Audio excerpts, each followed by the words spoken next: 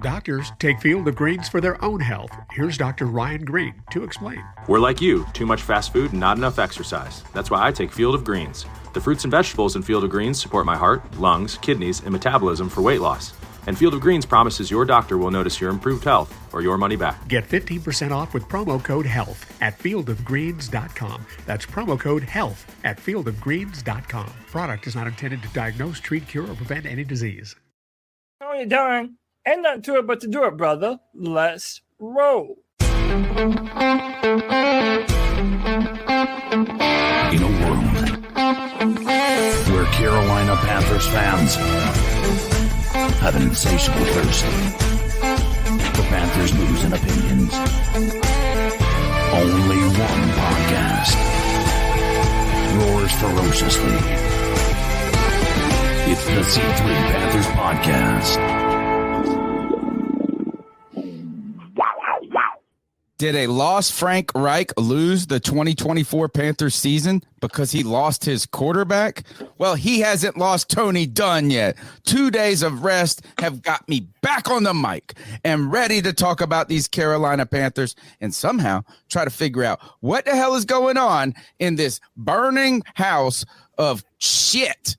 The 0-4 start that in most possible worlds, I can't imagine another world, will become an 0-6 start, which then goes to a bye week where then you have to face off against the CJ Stroud and Anthony Richardson, who right now are playing out of their freaking minds. Man, this is the C3 Panthers podcast. The couch is right over there. Take a seat on it. It's therapy for some, but it's war for us. I was sleepy. I was tired on Sunday. I was depressed. But Cody Lashney, no apathy from me. Zero apathy from Tony Dunn. The C3 Panthers podcast is back on another Tuesday night. It's 9 p.m. and there ain't nothing to do better for me than to chop up the latest Panthers news and opinions with my homeboys. Cody Lack, good to see you. Tony Dunn, if you're going to war, then I know you must need your army commander, baby. And I'm ready to take these suckers on, baby. Scott Fitterer is desperately attempting to trade his job or save his job with a last-minute trade. Come on, man. And we're going to be talking about my latest conspiracy theory. I don't think Frank Reich got the quarterback that he wanted. Oh, boy, y'all not ready tonight. That does not mean I'm giving up on my boy Bryce, but we need to have some very serious discussions, Panther Nations, and we're going to take the temperature and see if everyone is panicking. We're even going to play a clip of Tony's boy Chandler Honeycutt on this very subject.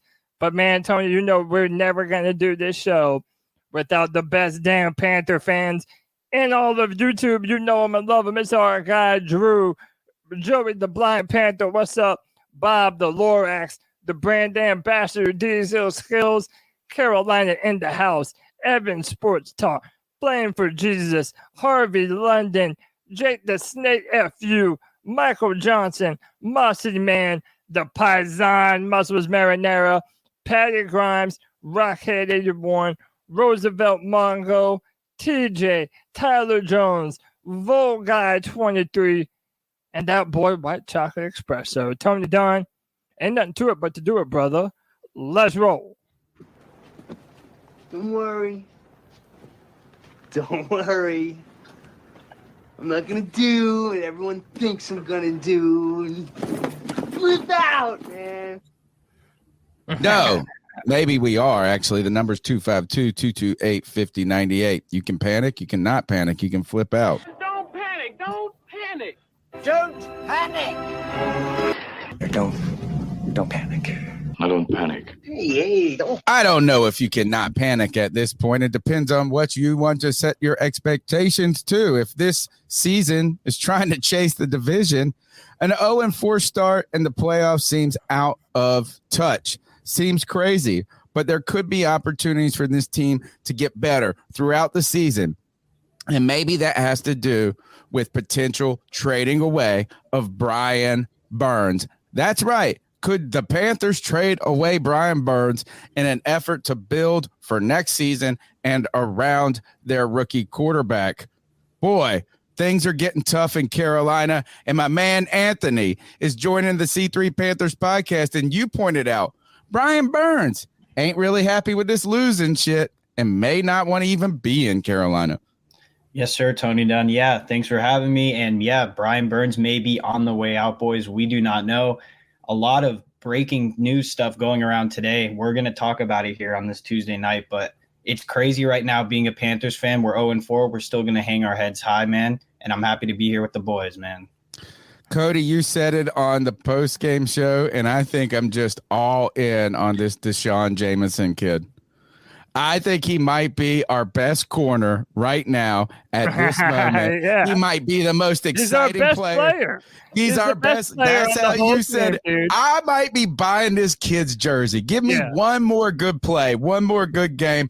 I'm all in on Deshaun Jameson. I wish we had 52 Deshaun Jamesons. Boy, he is fast as lightning, man, and playing to stay on the team. I love this guy. The number's 252-228-5098. It's the C3 Panthers podcast brought to you by CarolinaCatChronicles.com. Call in, leave a message. Tell us how you feel. Are you panicking? Do you think that this is just we're victims of a little inflated expectations? Are you concerned that CJ Stroud and Anthony Richardson are really having some success out there? And I'm talking about crazy success for CJ Stroud in the likes of being with Aaron Rodgers and Steve Young type players or something to that effect. Anthony Richardson looks exactly like Cam Newton. I watch his highlights. It is Cam Newton 2.0, but I still, when I see them running plays, I'm like, Cam was better, baby. Cam was a little Let's jump into this show, guys. Tonight, I guess the wildest thing, I didn't know how to title the show. Did a lost Frank Reich, I'll explain it to you. Did a lost Frank Reich lose the 2024 Panthers? I wanted to put season. We ran out of space because he lost his quarterback. Frank Reich was lost in this past game in both play calling, time management, and ultimately just getting this team prepared for the Vikings. You have a team that had a pick six to start the game, gives your team an advantage, and you're unable to score a touchdown, and you have to kick 50-yard field goals. You mismanage the clock at the end of the second half, still find a way to pull the field goal out. You call plays for guys who are designed for one player only, the bizarrest thing in the world, and that player isn't even on the field. So embarrassing. He seemed lost in the sauce, and this is some of the risk you take in trying to do too much as being both head coach and play caller. The season seems lost after an 0-4 start as we go, and we have to go to the Detroit Lions, to the Miami Dolphins. And then now we're lost, turning on each other, devouring our own, already fucking ready to toss the coaching staff to the wayside. People are turning on a number one overall draft pick who has only played 3 games because now CJ Stroud is killing it. And those pictures of Frank Reich just grinning like a happy dad in the background are coming to haunt us, Cody. That's the genesis of this title. Is Frank Reich holding back Bryce Young? That makes me kind of queasy. Oh, yeah, man. I mean, listen. We have it saved for like a tad later in the show, so I won't delve hard on it right now. But oh boy, I believe there is so much to what you just said, Tony. And hey, your boy may or may not have been the originator of that discussion today on Panthers Twitter, man. I really feel like we need to have a discussion about what's going on with not only Frank Reich and the play calling, but even the quarterback situation, man. Seemed like 2 different types of game plans for Andy Dalton and Bryce Young. Hey, I'm just saying that's a conversation that needs to be had. But before we jump into all that, we have to talk about, I feel like, the most recent news that is perpetuating the Panthers Twitter sphere. And that is now numerous sources are coming out and saying that the Panthers are not only looking to trade for a wide receiver, but they want a number 1 caliber guy. This is their top priority right now.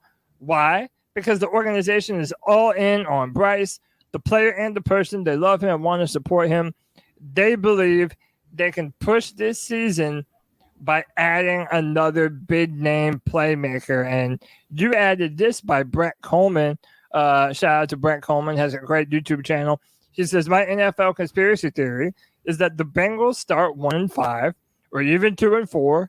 They shut down Burrow so he can heal, trade Higgins to the Panthers, who absolutely would pay him what he wants, and then they just call 2023 a wash and draft Marvin Harrison Jr. Now, Tony, my question to you is, how am I supposed to believe that this is anything other than a last-ditch effort by Scott Fitterer to somehow save his job after, for the third year in a row now, gifting the Carolina Panthers a 53-man roster that isn't able to compete?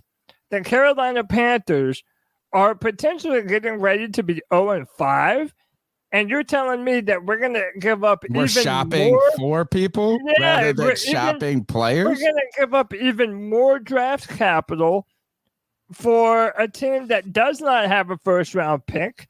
Bro, this makes absolutely no sense to me. And by the way, before people say I'm like hating on the players in question, I'm a Clemson fan.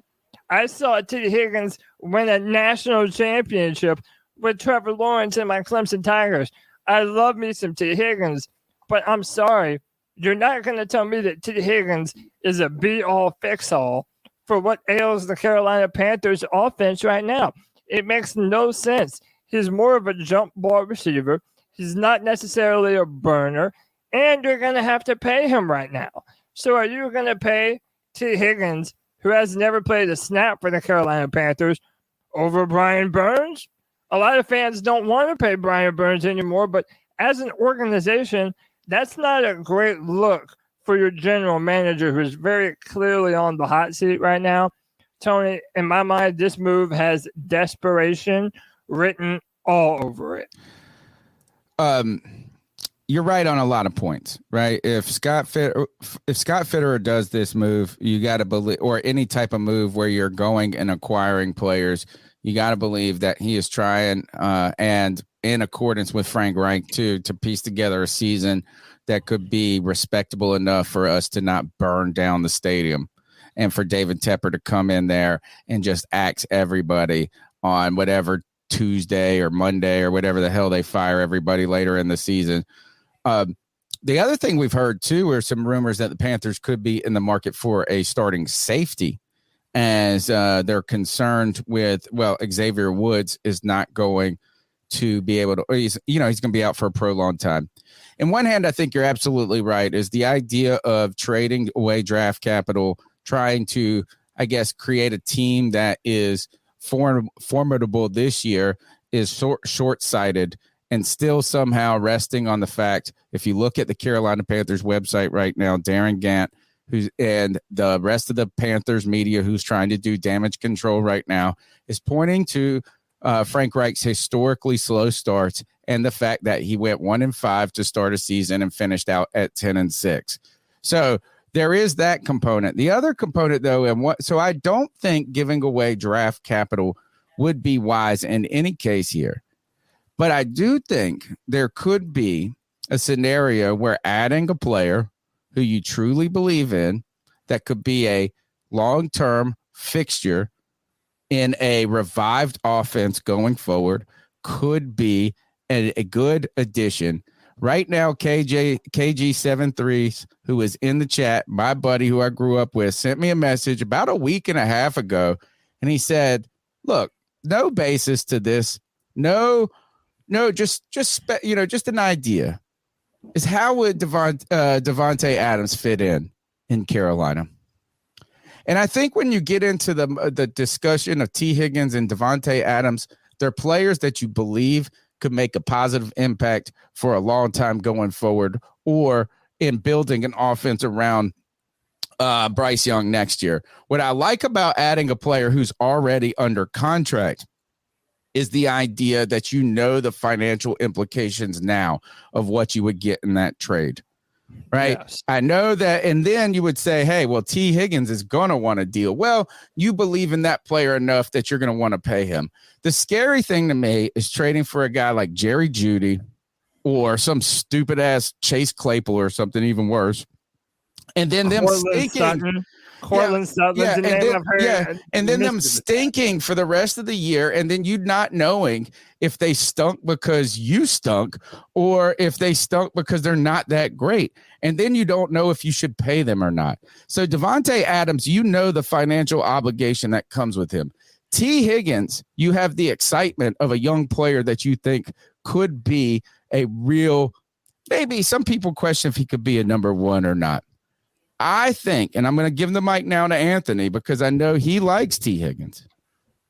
I would rather trade Brian Burns for one of these guys than I would draft picks going forward. Absolutely. I think I would do that too. But you know what this looks to me like is it's a panic move. I think the main thing here is that, you know, if we needed receiver help in the beginning of this whole process, this whole season, they should have gotten this figured out beforehand. Amen. Now you're in a situation where you're 0-4. You need offensive help. You still haven't paid Brian Burns. You're going to have to give up assets for one of these guys. Listen, I love T. Higgins, the player. I think he has wide receiver 1 potential. The thing with him is you have to at least see what he is before you can pay him. Because remember what we did with Sam Darnold? We paid him $18 million, and then without even seeing what he could do for us. I think that's the big component with this. If you're talking about trading Brian Burns for one of these guys, you know, that's absolutely on the table. I think we'll get into it a little more in the show, but it seems like he is not happy with this organization currently, and he could be out the door. And if that's what they want to do to save draft capital, they could potentially swap him for a receiver. And I think, you know, they have to double down on Bryce Young because we really got to see what he can do with someone like T. Higgins or someone in that aspect. You know, I think that's what they're going to do. They clearly like Bryce Young. So, yeah, I mean, I think that's my thoughts on that whole situation. Cody, would you rather trade Brian Burns for draft picks or for a top flight wide receiver that you would have? Also, you would have to, let me put a caveat on that, is that wide receiver would not just be through the end of the year. He would be more viewed as somebody that would be going forward for the future. Somebody mentioned that Davante Adams is 31, but still his contract is going to extend. Then the Raiders would have to eat a lot of his guaranteed money. So you would just have to swallow the contractual year to year. For T. Higgins, you get the upside in the future. Or would you rather have draft picks and then just delve into free agency next year and try to find a wide receiver or some players around to surround Bryce Young? I mean, is Fitterer the one making the picks? Because Kristen Delane put in the chat earlier, he's like, I don't want Fitterer making any more decisions for the Panthers. And I kind of feel the same way, whether it's the trade or drafting. Like, I've just, in such a short amount of time, over the start of this season and through now, I've just soured on Fitterer so bad. But to answer your question directly, I don't know, man. I don't think that, you know, you have a young rookie quarterback. I don't believe that, you know, trading away all these assets and draft capital, I don't think that's a good idea early in the career of a young quarterback. Now, I get the idea that you're trading for a more proven player, which is, I agree with you. That's why I don't want Jerry Jeudy. Maybe he would be great here in Carolina, but, you know, as of this date, he has not lived up to expectations either. I just don't want to overpay a guy like Jerry Jeudy. If you're worried about overpaying Brian Burns, which necessarily, I think the Panthers may have ended up making the smart move, I don't want to just get at the end and Jerry Jeudy be pretty good or okay with us. And then we have to be like, well, I mean, we traded for him. Now we got to sign him. I feel like you then are obligated to sign that player when you don't necessarily need to. Yeah. You could just pick him up in free fucking agency at the end of the year. Right. We wouldn't have to pay T. Higgins before we had to pay Jerry Jeudy. So, well, no, I mean, he's not. I don't think Jerry Jeudy has his 5th year option. I think he's going to be a free agent at the end of the season. We'll have to look that up. Anthony, look that up. When does Jerry Jeudy have to get paid. But I mean, listen, to answer your question directly, I'm of the mindset that I just don't want to give up draft capital. And listen, the Carolina Panthers are one loss away from being 0-5. Yeah. And I don't know if you guys have checked who we're playing next, but we're playing the Lions. And I don't think many people are predicting that we're going to beat the Lions. So that's a loss that everyone is seemingly. We're 0-6. It would be a miracle. It would be a miracle, like walk on water, Jesus miracle to we're go. 0-6. So why are you trying to do anything to salvage this season? Now, you may be right, Tony. This might be a long-term move and a type of wide receiver that you're going to be able to pair Bryce with for the foreseeable future. But I just believe that you are limiting yourself so seriously because of all the other needs on this team. The Panthers need a brand new linebacker. The Panthers need a brand new corner. As we're going to go into, we probably need a brand new guard coming up. And here. hey, Cody, let me go ahead and say this. If we're trading, I asked you, would you rather trade for draft picks or a wide receiver? I think I'd rather trade for a fucking guard out of anything right now. The idea that the Carolina Panthers have two guards, one, Chandler Zavala, who is on a historic pace to be the worst guard in the history of football. Then this Brock Throckmorton guy who's a nobody. And the Carolina he's been better than Zavala. Right. Well, better than. But here's the thing is, imagine you go out there, you make all those trades, you get a wide receiver. Bryce Young just gets killed all season. Yeah. I mean, I don't know if I'm in the market to be buying, period. I think, like you said, this reeks of some desperation. This reeks of something to maybe try to make the fans put the pitchforks down for a moment, maybe to quell Tepper and just get a couple of wins on the season. I think right now, if you're Frank Reich, you got to say this. We didn't have what it took, and now let's really start thinking about the future. And look, if there's any evidence about Scott Fitter being a bum, like you said, like you have soured on him, and who is the guy who has been here? Be careful thinking this offensive line is going to be good. Be careful. This offensive line is going to be good. I told you guys this over and over. On top of that, it shouldn't be that effing surprising. We had two major injuries at the end of the season. Brady Christensen with a broken foot. Thank God he came back from that, but then got hurt in a different way.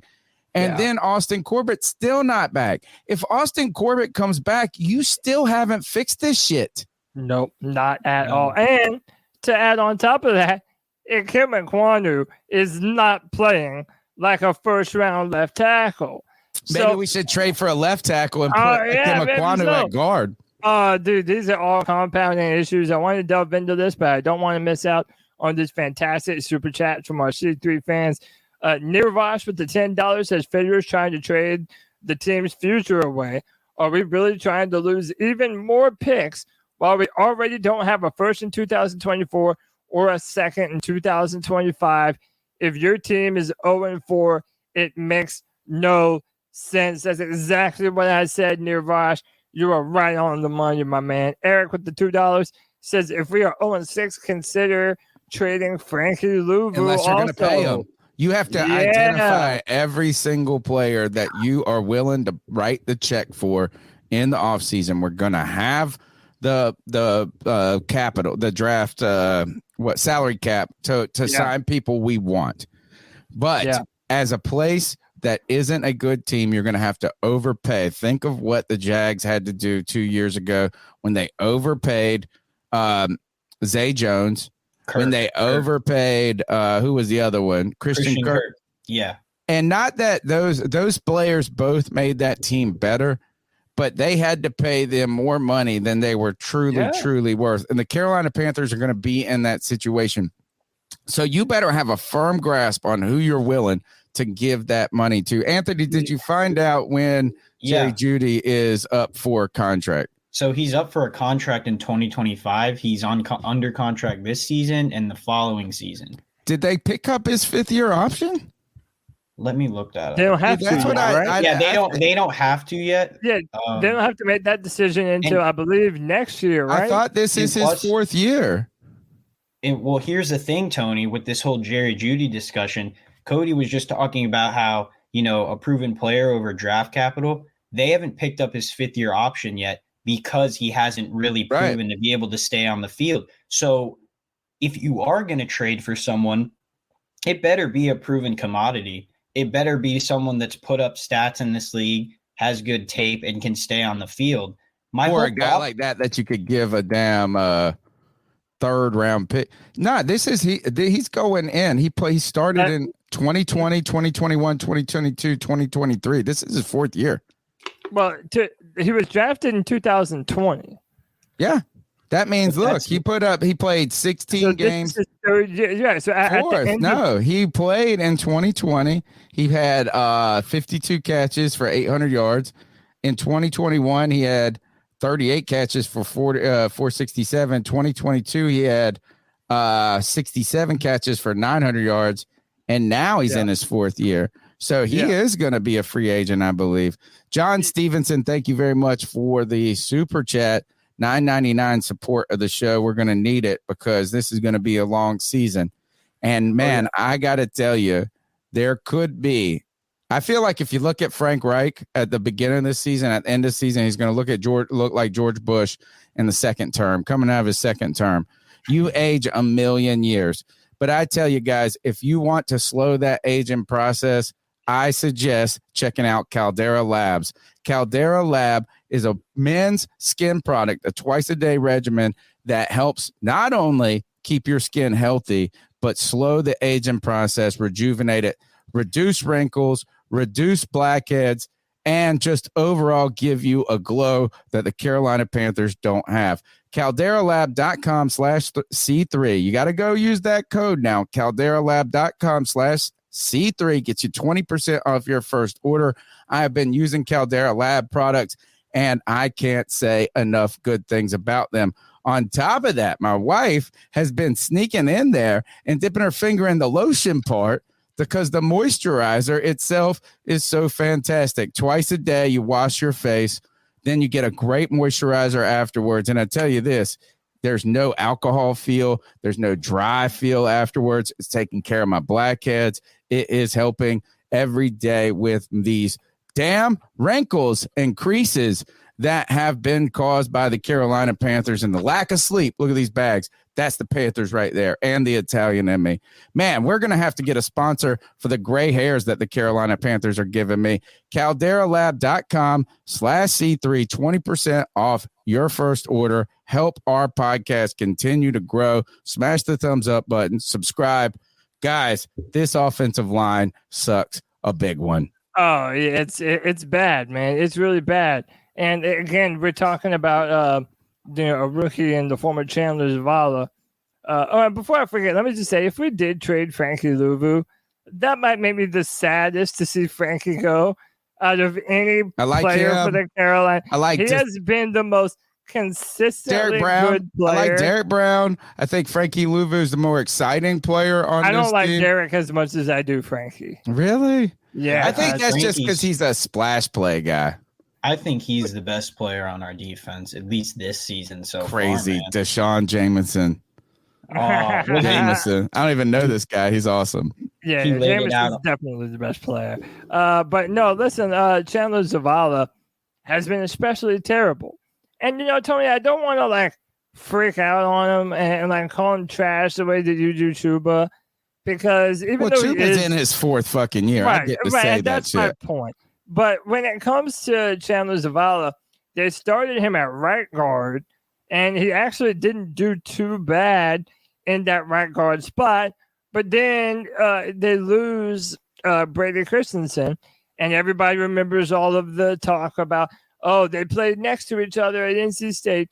Icky and Chandler Zavala play Icky at left tackle, play Chandler Zavala at left guard, and let's roll. So many fans said that exact same thing. They were trying to delegate Brady Christensen to a swing tackle. That was an agenda, Cody, they had. It was. And there was some racism involved in that. I still believe it. They just didn't like the white boy. And you know what? No, you know what it is? He was also drafted when Matt Rule was here, and they connect Brady Christensen to Matt Rule. And which they shouldn't, because Matt Rule didn't even like him. Yeah, Matt Rule was really. one of them. Yeah, he thought his arms were too short. Matt Rule didn't even play him, man. It was ridiculous. But no, I mean, to really add some context to this, again, this is PFF, and everybody will find their own faults. Well, he PFF. had 14 pressures. He had 14 pressures according to all the pictures floating around the world, and whether those are all taken off of PFF or not. Look at this score from the Seahawks game. 0. He had a 0 rating in pass blocking. In his pass blocking rating, he rated as a 0.0. Ladies and gentlemen. Oh, by the way, can you see the name right above him? The great tandem together. Oh, I didn't even see that, dude. Fucking Ikea Quant. Hey, how about Bradley Bozeman? One spot above him too. God, just absolutely embarrassing, man. Chandler Zavala and Icky are not playing so he had well. a historically bad game. In fact, the stat that I've been hearing is that 14 pressures in against the Seahawks he allowed, and no guard in the league has had more than 14 pressures allowed through their first 4 games. Now, bounce back week against the Vikings. How did he look, Cody? Oh, well, let's just say not too much better. Marginal improvement. Like marginal improvement, if at all. His grade in pass blocking was an abysmal 23.3. Just as an offense, it graded out 37.0. And I mean, yeah, listen, it's a recipe for disaster.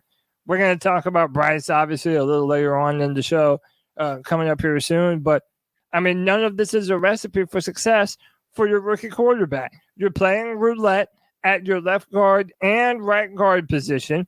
You don't have anywhere near the protection that you should for Bryce. And your wide receivers are playing like dog shit, man. And that's when where I give credit to my man Anthony right here. Anthony and JJ, for the longest time, have been trying to tell me that this receiving core was hot ass. And it turns out they were right the whole fucking time, man. So, Anthony, kudos to you, man. You were on one. I want to ask you about that, Anthony. Is our wide receiver core hot garbage because of Adam Thielen and DJ Shark, or is our wide receiving core hot garbage because somehow Terrace Marshall Jr. has not improved at all throughout his 4 years in the league, and that this team put too much stock in starting Jonathan Mingo from the beginning? Well, I think this receiving core is garbage. Well, let me say this. I wasn't that low on Adam Thielen, right? I just thought he's been putting numbers. He's been the only guy that comes to play on Sunday. Yes, our number one wide receiver. And that's the problem. He's the number one. He should probably be the number 2 or the 3. Right. DJ Chark, I wasn't high on. Terrace Marshall Jr., I think the thing with him that got fans a little excited is just optimism. New coaching staff. Yeah. Maybe people thought he was going to play a little bit more. Like he was in the doghouse or something, being held back. Yeah, and remember, he played a little bit more with Steve Wilkes. You know, he's okay, but he's not anything special by any means. I think the biggest disappointment for most fans, and even myself, and I know Cody can attest to this, has been Jonathan Mingo, who, when he's gotten in the game, has been dropping passes, running sloppy routes. He just hasn't been impressive for a second-round receiver, man. So I think those are what it boils down to, respectively. But you can clearly tell that the front office knows we need another receiver as well. And that goes back to my whole point, or like a bit ago, about how they should have planned this out, kind of, you know.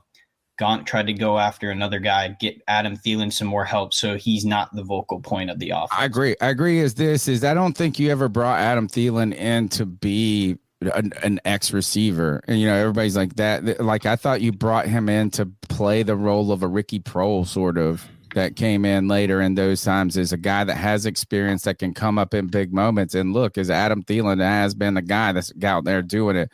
I was so excited about DJ Shark. I didn't even learn his name. I still call him DJ Shark instead of DJ Shark. I'm not even going to change it now. I'm just fucking sticking with the Shark thing. Dude, and I hate the stupid Baby Shark song that they're destined to play every fucking time he does anything. Oh my God, dude. It's the worst shit in the world, and it's destined to get stuck in your head every time it plays, bro. I wanted to mention before you get into the super chats, because I gotta address JJ. And I want to show you okay. something. Yeah. We want to super chats, and I want to pull up some. My question: I was really excited about Jonathan Mingo. He looked like a NFL body type receiver, a guy that could be like an Anquan Bolden or something going forward.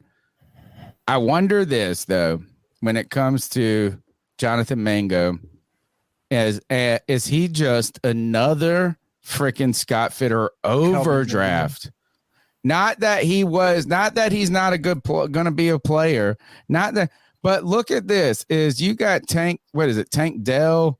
Who's the Tank? Dell. Whatever. Yeah, that's him. Tank Dell. From you got these guys that are in the third that people are like, oh, you're getting value for those guys, right? But we go and get DJ Johnson, who doesn't even dress. I feel like the problem with all of the Fitterer's picks so far is not even that they stink, that they're just overdrafts. Yeah, they're projects. Yeah, he's a third or a fourth round receiver, not a guy you're going to go build your game plan. And did the Panthers give him too much too early?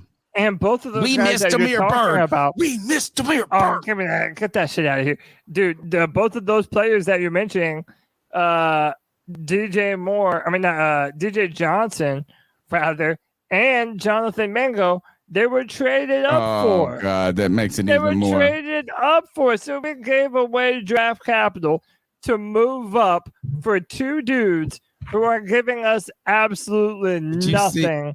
Did you see DJ Ojulari is last night on the broadcast? I heard them say DJ Ojulari might be their best pass rusher. I was like, don't they have Kevin Thibodeau? Yeah, you mean the guy? The guy? I was like, what you mean the LSU outside linebacker that would have been perfect in our brand new 3-4 defense? Yeah, I do remember that we could have had for like 2 rounds, yeah, dude. No trading up. And do you remember when I was upset in the draft show on that Friday because I'm like, dude, what are you doing? You're moving up to draft a wide receiver instead of letting one fall to you, dude. And then you overdraft a 25-year-old who's on project too. Yeah, dude. I think the problem is he's been so afraid that these players that he wants is going to be taken. When like you look at some of these draft boards, right, and these players like DJ Johnson was, I'm pretty sure, a projected like 5th round pick. Yeah. Mingo, I feel like Mingo was getting a little steam, but for the most part, because there was a run on wide receivers sort of at the end of the first, right? Yeah, they panicked. That's the point. They panicked. Yeah. I wanted to bring this up. Shout out to Panther Pickle who shared this with me. This is his receiving yards and touchdowns through his first 4 years. In 2022, he got up to 972 receiving yards, an average of 14.5 yards, only 6 touchdowns. So, again, he's good, bro. He's a good player. He's just hurt all the fucking time. No. He's a different type of player than DJ Moore. He's a long-bodied guy. He's that type of guy that has the typical wide receiver characteristics. In fact, everybody remember when he was coming out of the draft, they said he was like the best receiver. Was it Alabama guy? It was most people's number one wide receiver. Yeah. He's not let down. What the problem is that freaking the Denver fans have been, the Denver project has been such a disaster that they're just like giving up. And they should. They shouldn't be trying to sign him right now and overpay him. Yeah. So let's get to the super chats and then some cat calls. But before we do, the voice that's known to make them moist. CK Codizzle Allen back in the show. What's up, brother? What's up? How's everybody doing? Good, man. Good. Good to see you, my friends. And we are sitting here we have found a new life and a new energy since Sunday. That's what a good rest and a good sleep and a little bit of anger and anguish will do to the C3 Panthers podcast. CK, we have been rocking and rolling so far. And right now, the Carolina Panthers, it sounds like, according to Ian was it Jordan Schefter or Rappaport? Jordan Schultz. Jordan Schultz. And then there was the other one that was the NFL.com one that he said that the Panthers could be in the market for a receiver or a safety. Are you surprised that the Panthers are 0-4 on the way to 0-6 and shopping to acquire people rather than acquire draft capital? The first part is I would have been surprised. I'm surprised that it got to where it has. But I'm more surprised that I let myself be optimistic. It's about what? Optimistic about what? About the year. Life as a Panther fan? Yeah, life as a Panthers fan. Yeah. So now we're here and we're dealing with everything obviously going absolutely wrong. And I do find it odd that we're in the discussion of trying to add a piece because it'd be different if we were one piece away. We're not. No. I think it's obvious. Yeah, we're like 1,000 pieces away on the offensive line. We need a whole new line, CK. Well, to be fair, it's a young line, right? We have Austin Corbett out. We have, Christensen out. I think that does put a lot of stress on even Bradley Bozeman being stuck there in the center with two guys who can't really play well. I think that's a tough thing to be finding yourself. Like you're on an island similar to a left and right tackle when they're, having to take on these free rushers on the right or the left side. So, I think that this is just a matter of mesh. I'm hoping that the Zavala, project will work out. Right now, he's not looking good. And he's looking abysmal. And I think that at this point in time, if he doesn't improve, which he did technically, if you look at the PFF or what have you, that's awesome. You went from getting a 0 on the test to getting 1 out of 25, right? Exactly. So or 1 out of 4, probably. We'll see, man. I don't know if it needs to be tore down or not. I just think they need to get the guys back in place that were there last year and hope that works out. Austin Corbett could be a big piece to this thing working out on the offensive line. So we'll see. Let's reel off these super chats, Cody. And while you're there, remind them how they can be a C3 super fan. Oh, yeah. Hit that join button for $1.99 a month, and you get access to all the goodies, man, all the special emotes and badges that we have in the chat. But we're also doing the film room, and that comes out a day early for all the super fans. Forgot to tell you guys, tomorrow night, 9 p.m., I'm with Grover Quinn, former Lions defensive back, previewing the game for the Carolina Panthers at the Lions. I'm trying to land Joe Person for the first half hour, but that's going to be a hard line. But Grover Quinn, former defensive back for the Detroit Lions, and there's a great picture of him hugging Jim Caldwell. So you better get ready, folks. I got questions about how's Jim Caldwell sitting around? What is he taking a nap? Is he not able to give Frank Reich advice? Why is this Panthers offense like this? Dude, we are putting staff. They're all sleeping. Dude, and we need to play a clip of Frank Reich later on when he was talking about inevitably he's going to have to give up play calling at some point in time. We're definitely going to have to play that again. But with these super chats, with the $1.99, your bastard son says, Tony, I'm not playing Monopoly on Facebook. We didn't do it as a child. We won't do it as adults. I got it. Right. That's right. And with the $4.99, JJ says, sorry, Tony, but Ant being up there makes you look even older. He could be my child, asshole. Yes, of course I'm supposed to look old comparison to that. I'm 41 going on 42. My own son is 15 years old. Guys, you can't act like I'm damn fucking 70 years old. That's what these kids do to me, man. It's stressing me out. Hey, man, use code C3 and Codera Labs. And reverse that anti-aging, man. He also says, and except Miles is a bum and Chuba is better despite both being ass. We are beating the Lions, by the way. One's herpes and one's hemorrhoids, I guess.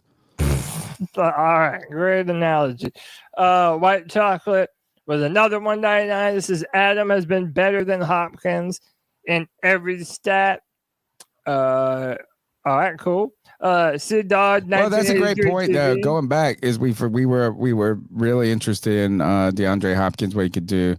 And you know what? Let's just say this is maybe DeAndre Hopkins is just languishing on a fucking terrible team right now, too. You want to talk about terrible offense? What you want to call him? Tana? My friend who's a Titans fan, he calls him Tana Thrill. Nope. Then he changed it to Tana Wills. Nope. They need to just go with Willis and see what they got. Yeah, I agree. And then Paisan, Moses Marinara, our boy, says if you're not the C3 member, I'm calling my guy Joey Numbers to pay you a visit. These motherfuckers, $1.99, $1.99. Get on his bad side. I'll tell you that, man. You don't want them types of problems. Tony Dunn, you ready to do some cat calls and see what these Panther fans are talking I do want to do these cat calls. I do want to remind everyone you can support the C3 Panthers podcast by, number one, smashing the thumbs up button, subscribing, being involved in the live chat. What would be really great is after the show, you go and leave comments. The more comments afterwards with those likes really pumps the algorithm and helps us out. On top of that, $1.99 a month to become a C3 super fan really not only shows your appreciation, makes you part of the inner circle of this, like our disciples, part of that hill, whatever hill it is, if it's Cody's, Greg, CK's, myself, or Anthony's. All of that helps, but we are one hit away from giving away a Jonathan Mingo jersey. Either a special teams touchdown or a Jonathan Mingo touchdown is going to get one of these C3 super fans a Jonathan Mingo jersey. So now's the time, if you're not one, to go ahead and get in on it because you're one square away. And if I'm a guy hoping to win that jersey, I hope Jonathan Mingo catches that touchdown. Imagine that. The Jonathan Mingo touchdown leads to a Jonathan Mingo jersey. Way better than Jonathan Mingo sitting on the bench and the defense and the special teams doing everything. But you know who does everything? Our callers do it. The number's 252-228-5098. Let's hit these cat calls, Cody. Let's do it. So what are your thoughts on catcalling? Yeah, it's pretty. You shouldn't do that to somebody. And how did that make you feel? Very uncomfortable. So how do you think catcalling makes the person feel? It feels good, like. Who's that cat sitting in the back corner with his face buried in his nose? Who's that kid that can use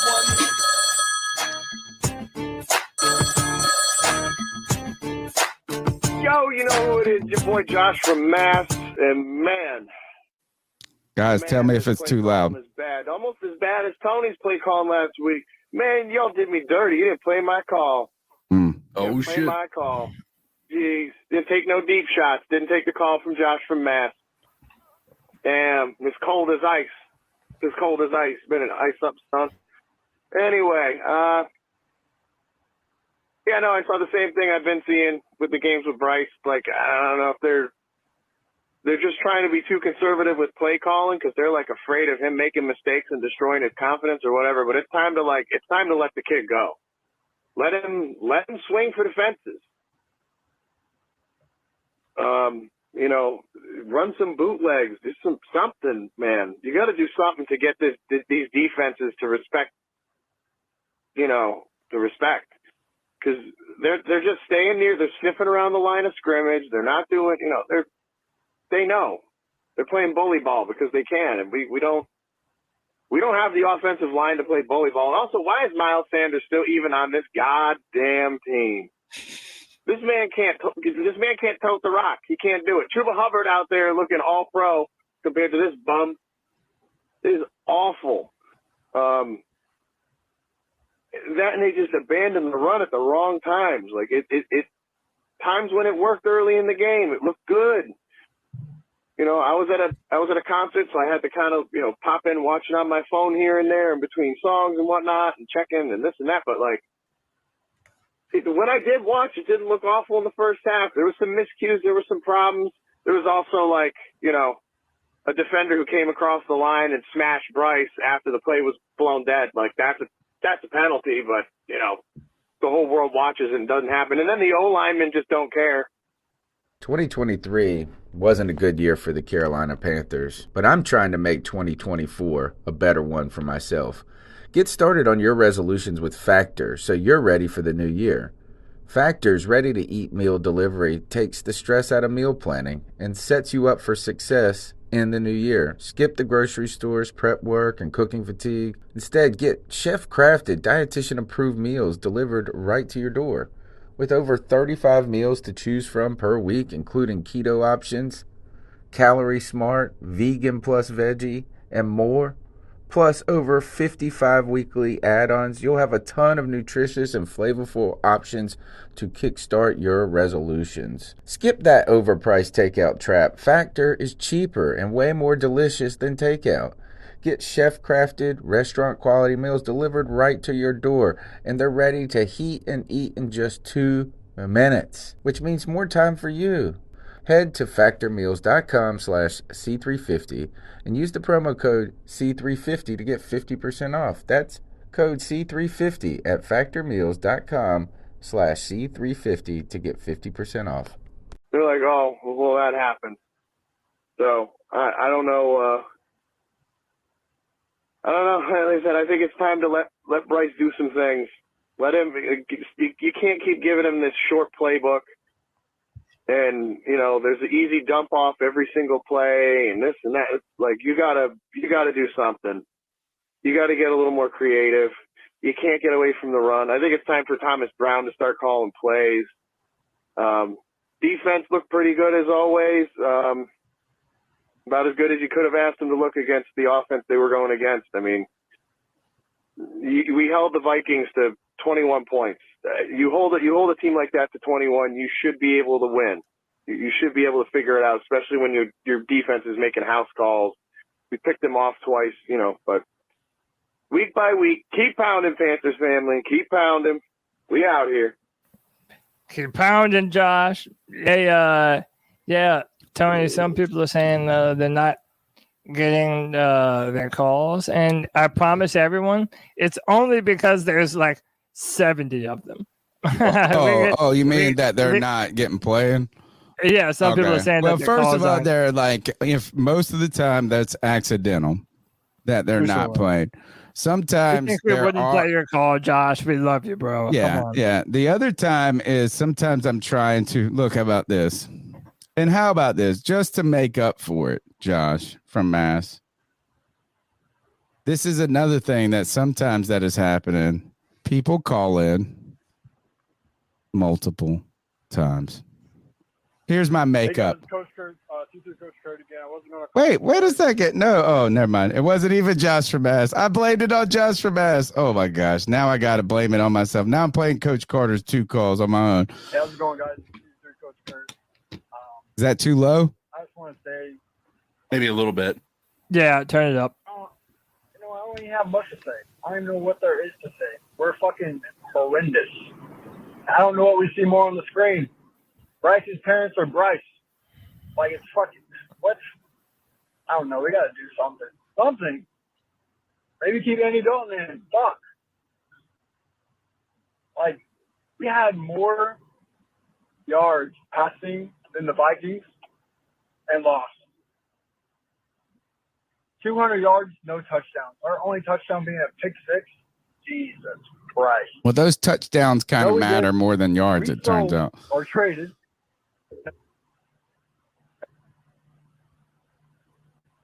Put another ring on the house, you know. Kind of cutting out.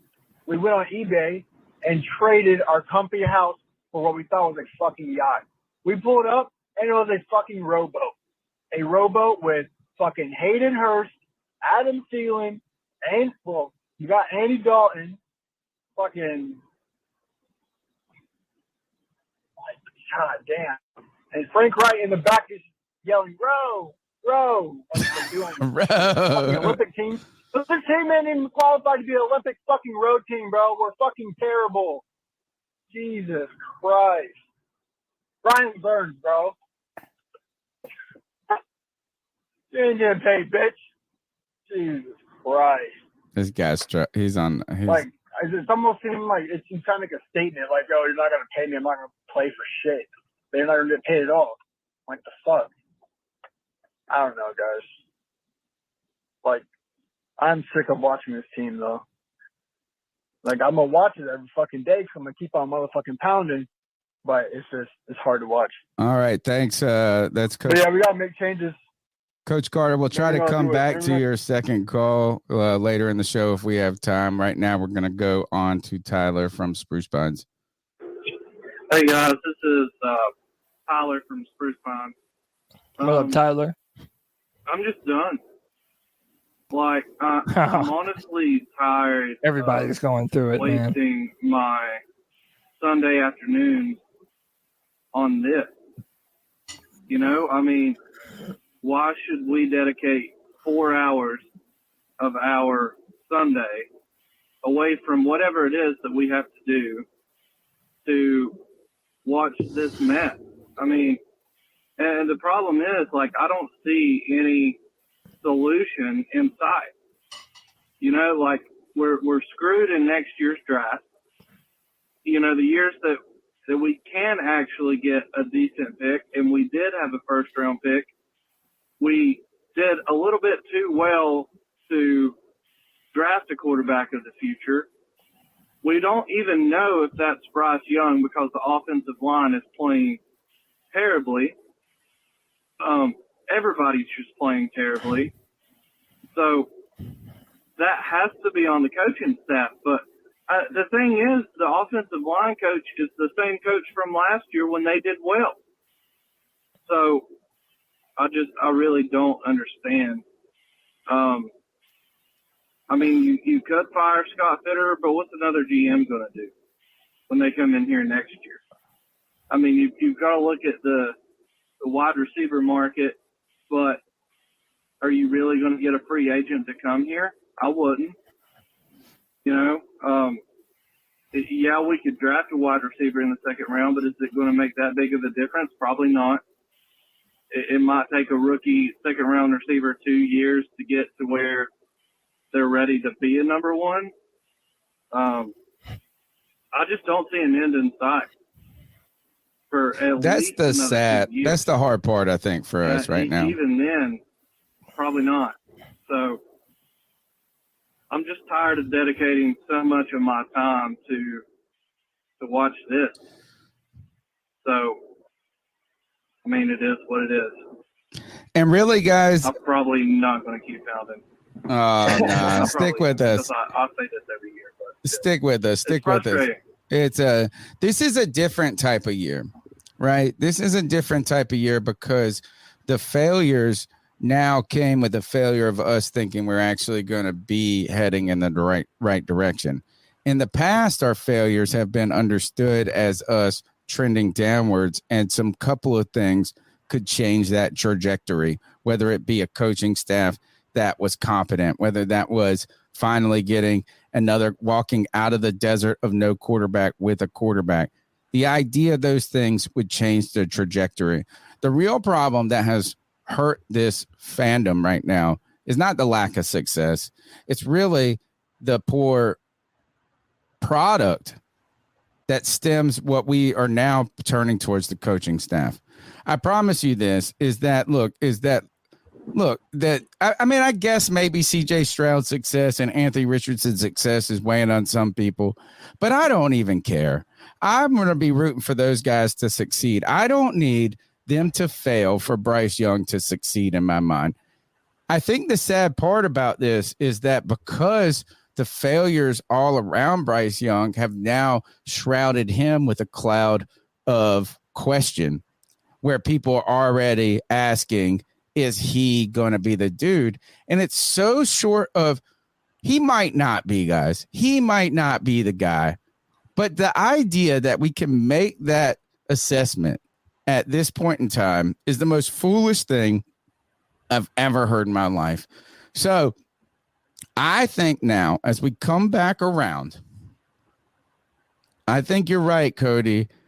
I think we're going to have to continue. If we're going to have to find a fall guy, and we're going to have to find a source of how bad this pain is, I think it's going to have to be Scott Fitterer. Has to be. And I think if there's any single, I guess there's sin that can't be forgiven. You guys can talk junk about the wide receiver group. I think the Miles Sanders was an overpay. Turns out he is dealing with a groin. Maybe he comes back and has more explosiveness when he gets healthy. But I think the idea that you are going to be able to somehow weather an entire season with a rookie quarterback with an offensive line where two of your supposed starters were coming off of an injury, and you had a second-year player who you were not completely sure at left tackle how great they were at play, I think that is malpractice. And guess what? We're right back to where we're comfortable with the Carolina Panthers, a team that fields any team with a fucking offensive line that's so horrendous, it's hard to judge anything around them. And to be honest, I know you want to talk about the receiver shit is sucking and this and that. I'll give you the tight end stinking. But I don't know how we can truly make a judgment on DJ Shark, who I would not call by his real name of Shark. And Adam Thielen, okay, maybe he's more dependent on than you wanted to be. But this offensive line, how can you succeed? How can you truly succeed with an offensive line that's so terrible? But, man, I hate to say it, C.J. Stroud is. Oh, dude, don't even. Fuck, I didn't want to say it. They don't have any of their starters. How is the depth of this team in key critical areas so poor? And the idea that our defense has somehow weathered more injuries is fucking bananas, dude. I mean, listen, at this point, it's okay. I've been a supporter of Bryce. I know Anthony's been a super supporter of Bryce. I'm ready to support him. Listen, I don't know what to no matter what's said the rest of the night, no matter what's been said, none of us are giving up on Bryce. Okay? No, not at all. None of us have a choice anyway. We might as well hope that they're able to turn this around with him, because that's the guy that we hitched our wagon to. So there's no going back from this. But at this point now, it is literally undeniable that CJ Stroud is the better player as of right now.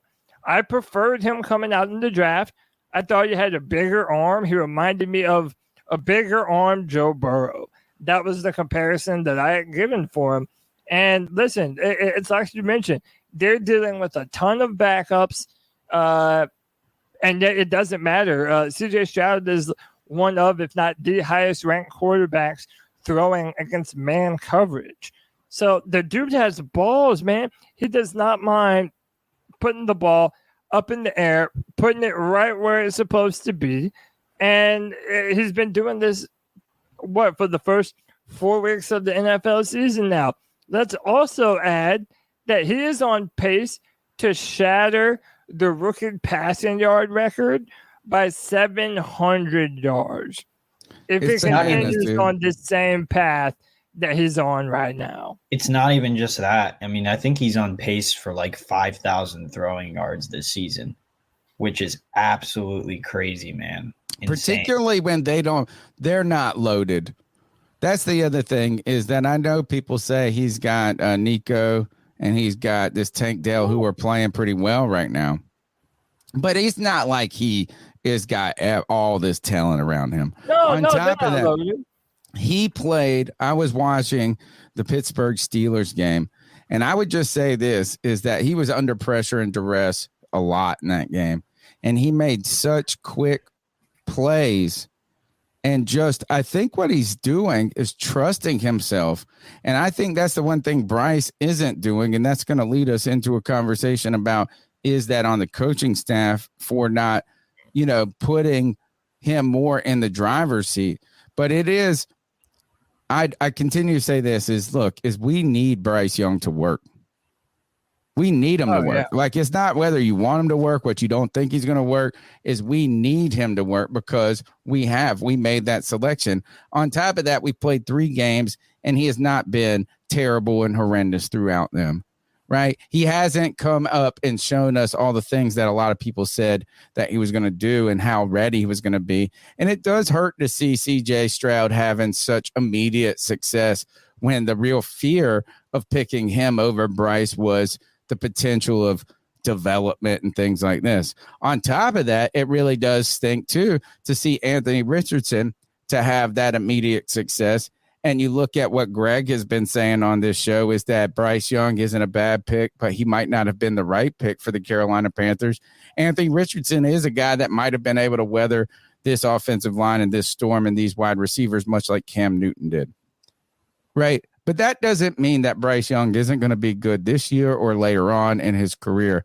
But man, this is bananas when you see this. CJ Stroud is only the sixth player in NFL history to average 300 passing yards and have 0 interceptions throughout his first 4 games in a season.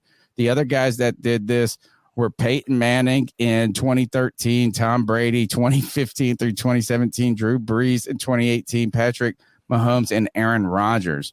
Pretty good list of names to be amongst, isn't it? Holy moly. And not to mention, none of those guys were rookies those years that they did that. And then this is a tweet from Warren Sharp, who was retweeted by John McClain, who is a legend among sports writers in Texas.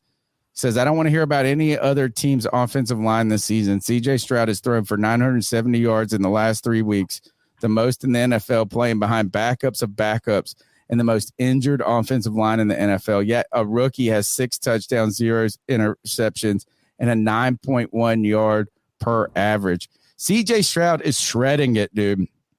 And I tell you, Anthony Richardson is too. Even if you look at his completion percentage, there are numerous drops that have been happening. These are talking, it looks just like Cam. Like one ball is a hair smidge, like you could say, oh, it could be thrown a little bit better, but kind of catchable. Then you'll have a drop and this and that. His numbers might be in the low 50s in completion percentage, but in reality, they should be around 58, 59%. You know what I'm saying? But I know people are going to say ifs and buts and you're making excuses. But the one thing these guys are doing is balling.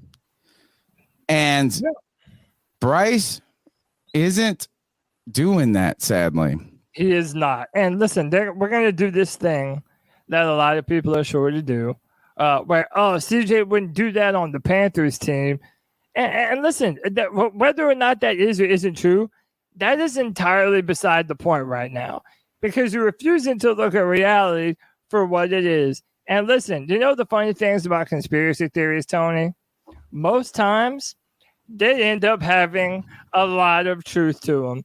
And I want you all to join me for Cody's Conspiracy Corner. Where's Greg when we need this? Greg I know. Missing the most moment. Missing his moment.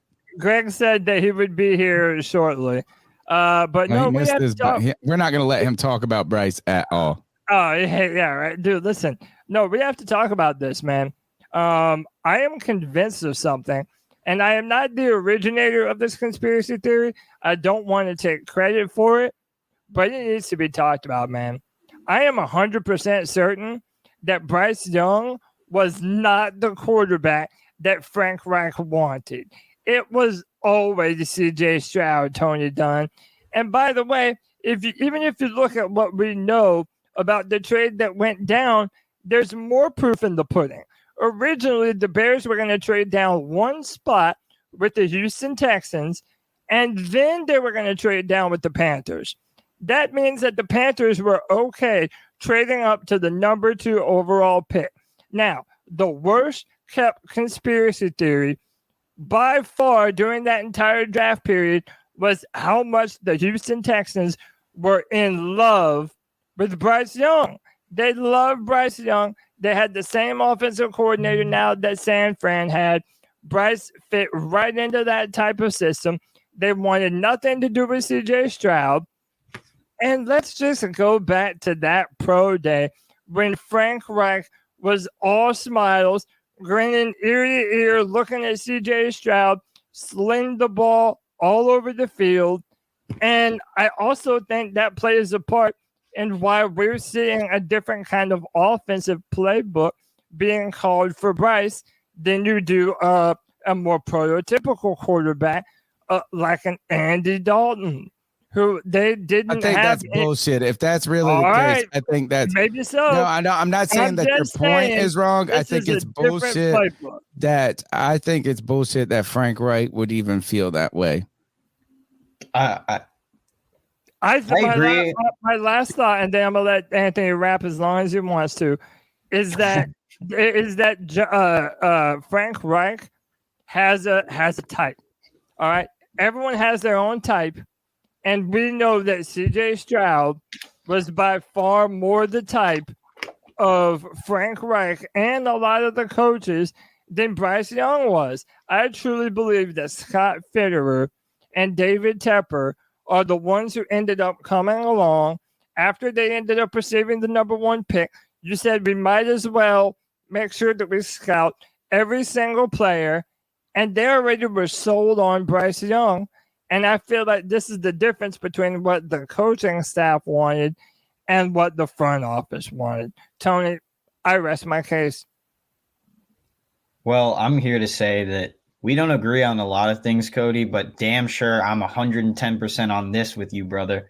I agree that Frank Reich wanted CJ Stroud. If y'all also remember, there was that clip that slipped of McCown saying, "When you move to Charlotte, we'll find the court." I think what went on through this process was, like you said, I think David Tepper stuck his hand in the cookie jar and said, "No, we're picking the quarterback that me and Scott Fitter want." Now, this is, again, a conspiracy theory, but I am a little concerned with the fact that, David Tepper needs to let the football guys do the football decisions. As much as he may like a quarterback, if they think that CJ Stroud was the best quarterback for the team, then that's who we should have gone with. But again, there's no way to know. But I'm 100% on this with you, and we'll get into it soon. I wonder if Cam did something to Tep. Like, did Cam do something to make him like mad about big, beautiful black man that can run like the wind and throw a football to a piece of plywood? A lot of people think that we're cursed because of how we treated Cam at the very end. And I mean, like, is that you cut Cam, you go with Teddy, then you do this. The question is, how involved is Tepper in this process? Are we the only ones fueling this narrative? Sure, fans are like this, Cody. Fans go back too. And, I could say this is I wanted Stroud because I felt more comfortable with his size. And from what I saw, he had processing skills that were adequate enough. Like, I just didn't see him not be able to do the football things that other that was so developmental. At the same time, after covering this team for 10 years on this podcast and going through all this draft and all these shitty draft picks that we've picked, I don't hitch my wagon to many people with a lot of emotion anymore. So I said, hey, I like Stroud because I know like 5 things about football, but I will appreciate your opinion about how Bryce Young is, how his intangibles are, and this and that. So I'm not like going overly crazy, but it's one thing for fans to start out 0-4, to be struggling, and them to be fueling narratives about this, as you see CJ Stroud and Anthony Richardson doing things in their rookie year. But we're not alone in this. This is not just fans brewing up shit. Let's go to Joe Person today on the Adam Gold Show. Thank you, Anthony, for sending this to me. This is props to Anthony. And I said, and when I asked you where'd you get it from, it wasn't challenging you. It was like, actually, where can we get it for the show tonight? Let's go to Joe Person's small clip here on the Adam Gold Show. He's asked about, ultimately, Adam Gold says this: I'm not out. He basically pulls the Tony. I'm not out on Bryce Young, but man, we thought it was going to be a little bit better than this with this coaching staff and this quarterback. And man, these other guys are doing things at their places. Yeah. And real quick, thanks to Stats for the $5. He says, we talk about curses, we make our own. They ain't real. Anthony has some good points. Smart mind. Appreciate you, Stats. Let's listen to Joe Person as he talks about this situation that we have found ourselves in with the Panthers and Bryce Young?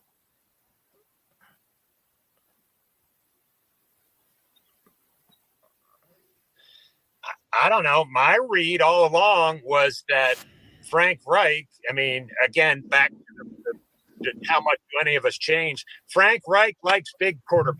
It's his track. Right. He was a big quarterback. He played in an era of big quarterbacks. I think he would have preferred. I know he liked Derek Carr a lot. Like, that's a whole nother discussion. Like, I think if we're up to Frank Reich, they might have tried to really sign Derek Carr. But here we are, and I'm with you. I'm not ready to pull the plug, far from it, on Bryce Young. I mean, it might take a year or two, and you hate that when he's the number one overall pick. Right.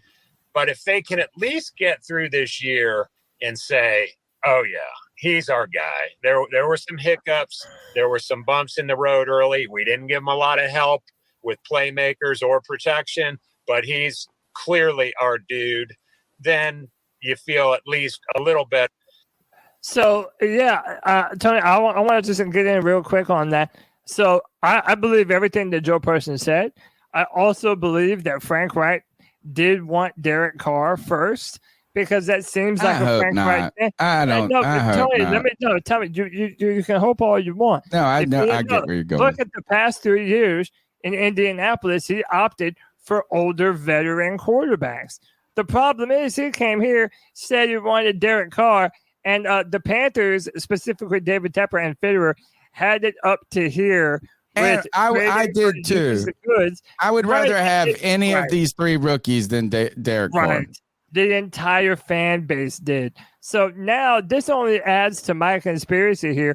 I think Frank Reich was told no on his preferred choice of quarterback, not once, but twice. He wanted Derek Carr. Fitterer and David Tepper told him no. Then I believe he preferred C.J. Stroud over Bryce Young, and then he was also outvoted. And in the sake of keeping things kosher and PC and not starting fights, and after he was just hired, I call bullshit. He capitulated and gave in to what everybody else wanted, which was Bryce Young. I don't believe this. Can I add on? Yeah, please. So this is what I got from this, because I was watching this driving from a class, but I think that Frank Reich, now this is just, again, all speculation. I think that Frank Reich maybe wanted Derek Carr and wanted to stay at 9 because maybe he thought the team wasn't a quarterback away, right? Maybe that whole sentiment about what Fitter said about, we built this roster to drop a quarterback in. Maybe he didn't think that the roster was ready yet. Maybe he would rather keep some picks, maybe draft a defensive player at 9, like Jalen Carter, someone to that aspect.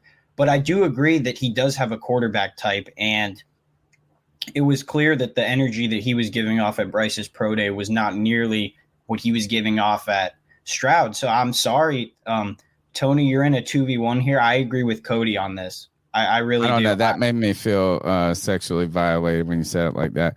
But all right, so here's the reasons why I don't want it to be that way. Whether you're right or wrong, I don't know. The one thing I don't want it to be like, and you complicated it with that Derek Carr, let's maybe pick one at 9. That's a different story. No, not a quarterback, pick like a defensive player to help the team out. Maybe. Yeah. So what I think is what I was hoping, and what I've been saying and preaching on this show is that I thought that what we're starting to do is learn from our mistakes a little in the past. Frank Reich learning from his, not mistakes, but like, hey, his situation. And that is, we continue to build a, bridge quarterback. And I think sometimes it's good to just push your chips in or bet on a horse. And I did like the idea of picking a quarterback. And you know what is and just make your bed and lay in it. I think that would have been good for Frank Reich instead of continuing to jump from old quarterback to old quarterback. I think too that the one thing that worries me about this is that if Frank Reich truly did want CJ Stroud, let's try to throw the Derek Carr thing out, and let's just say, hey, he was on board with a real build and like, hey, you're going to give me a 4-year contract. I'm going to get my rookie quarterback and we're going to work through it. And if we work, we work. If we don't, we don't. The thing that really scares me or concerns me that if Frank Reich did want CJ Stroud and Fitterer and Tepper became enamored with the politeness and good speak, of Bryce Young. Quarterback heel, as I think the thing that would scare me the most about that is the guy who truly is going to be running the offense in Frank Reich, the guy who truly was a quarterback in the NFL, that you overrided his opinion on the one thing. But is it that? Right, I would say this is then I think that would be malpractice. I think first it would be the evidence that David Tepper is far too involved. And then I also think it would pile on that either Scott Fitter is a cuck for David Tepper, or I just don't think this is. I think Frank Reich should say, "Hey, chill out, guys. I think this is to lean to pick Scott Fitter over Frank Reich. If you're David Tepper on this, would be foolish." Well, he probably did because Scott's been with him for 2 seasons, and he didn't really know with what Frank Reich. He's not ever played in the fucking NFL. And Frank Reich was a quarterback, and Frank Reich's actually calling the plays. Fitterer is a billionaire's lapdog. Yes, Tony. I think that. I know. I mean, I agree. And I've heard this. I heard someone say this, and then we'll get to the next call, or you guys can finish up your opinion. That sometimes I thought this was a fantastic point. Is that billionaires, when people have this much money, prestige, and influence, they don't tell you what to do. Like, they don't say, pick Bryce Young, pick this. But you're always so trying to read every signal that they drop because you just want to keep them happy all the time. So, if he goes, "Oh, man, I really had a great dinner with Bryce Young last night," you're like, "Oh, shit, he might want Bryce Young. Maybe we should pick Bryce Young." You know what I'm saying? Instead of, and you're he's influencing it just with his aura, even more so than saying, pick this guy. And if that's the case, then look, fucking Scott Fitter is a lackey. That was the one thing I've been concerned about forever, is that he didn't have a backbone to stand up to Matt Rule. Now he doesn't have a backbone. Look, you're about to get fired, motherfucker. Absolutely. But also, Tony, think of it like this, right? The Panthers needed a quarterback desperately. They traded up to number 1. And what was all of the word around all the draft space? That Bryce Young was hands down the best quarterback to be had in the draft. Everyone said that he was. That's what you all told us. That's why Greg's so fucking on his tree. That's why I was okay drafting Bryce, because I'm like, okay, even though he's not CJ physically, he does have these other traits. He's shown some good moments, dude. He's got a quick release. I'm not saying that he hasn't, Tony, but here's the deal. David Tepper would not have been able to overcome the ridicule of the Panthers moving up to number 1 and not taking a risk and not taking a risk with Anthony Richardson, the consensus number 1 quarterback in the draft in Bryce Young. He was not going to let that happen. Why is it so strange to people that David Tepper is the NFC South version of Jerry Jones minus all the Super Bowl rings? Because Jerry Jones didn't get in it. Jerry Jones only had 1, I think, right? It doesn't matter. Jerry Jones didn't he buy the team right when they were on the end of that route? I actually don't know about that. They ain't had none from the 90s, bro. I just feel like Tepper's that one guy in behind the room draft meetings that's kind of like this guy. Right, that's a good way. Remember, who was it? It came out on the blueprint. They were talking about how Tepper was the one that pushed them to go to number 1, which, like Cody was saying earlier, they were probably content with going to 2 or 3. There were probably other options. It's believable, though, after what we've seen. I like going to number 1. We all like going to number 1. No, I mean, if you're gonna do it. I don't want to double the plan. That wasn't the plan. They were By going to who? move By to, this fraudulent no, Scott they have, Fitterer? well, it doesn't matter. That is what they have said was the plan. That's what the plan was, because Chicago had a deal. They were going to double dip. They were going to trade down one spot with Houston because Houston wanted Bryce. They were going to go down to number 2, and then the Bears and the Panthers were going to trade picks from 9 or whatever the fuck we were picking to number 2. Everybody knew that Bryce was going number 1. That lets me know everything I need to know. The Panthers at first were looking to move up to draft CJ Stroud.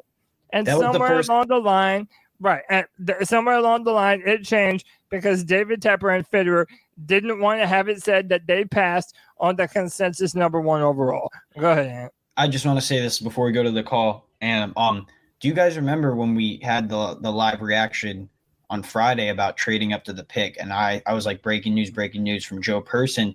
There's all this stuff coming about CJ Stroud. We automatically assumed that he was going to be the pick.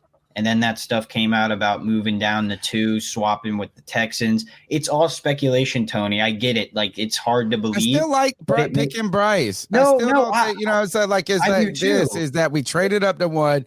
We made the pick. It's 3 games in. It's not giving us the exact results we wanted because of a bunch of different factors, him being one of them.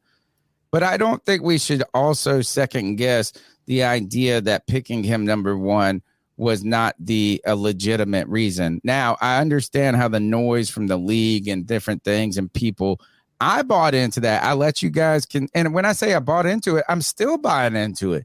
I'm continuing to believe this is what Bryce will be able to do in the future, is not just wow us with a couple of physical attributes in the beginning, but wow us as he continues to learn the game. You know, I mean, look, as Alex Smith, I've said this for a while. He is a short Alex Smith, is a guy that, and the problem with Alex Smith is that when you go number 1, the expectations are just so high. They're just so fucking high. That's what you're supposed to be. You're supposed to be a game changer. Yeah, it's easier to be the number 2 pick. You know, the Texans got the easier pick because they let the Panthers pick the pick. They picked the next one. It took some of that out. So if Bryce Young went and balled this year and was doing CJ Stroud stuff, and CJ Stroud was still doing well, you would say, hey, that's awesome for Bryce Young. We couldn't pick him, but look at how good CJ Stroud is. Now we're sitting here looking at this as CJ Stroud's doing well, and Bryce Young just hasn't done it yet. Yeah. And then we're sitting here going, well, fuck him. Not we. Yeah. But I think we have to continue to maintain this, is that Bryce Young, CJ Stroud, and Anthony Richardson can all have great careers going forward. And it doesn't mean that Bryce Young was a wrong pick. But really what we come back to is how much is Tepper involved? Is that influencing it too much? I think, though, do you think it would have been too brazen, though, for the Carolina pick? I think what I wanted the Panthers to do was pick Anthony Richardson. In the last few days, right before the draft, I fell in love with my type. Yeah, but I was like, oh, shit. And that would have been so fucking wild and baby risky. Cam Newton. It would have been incredible. But, Tony, I feel like you're understanding what I'm saying.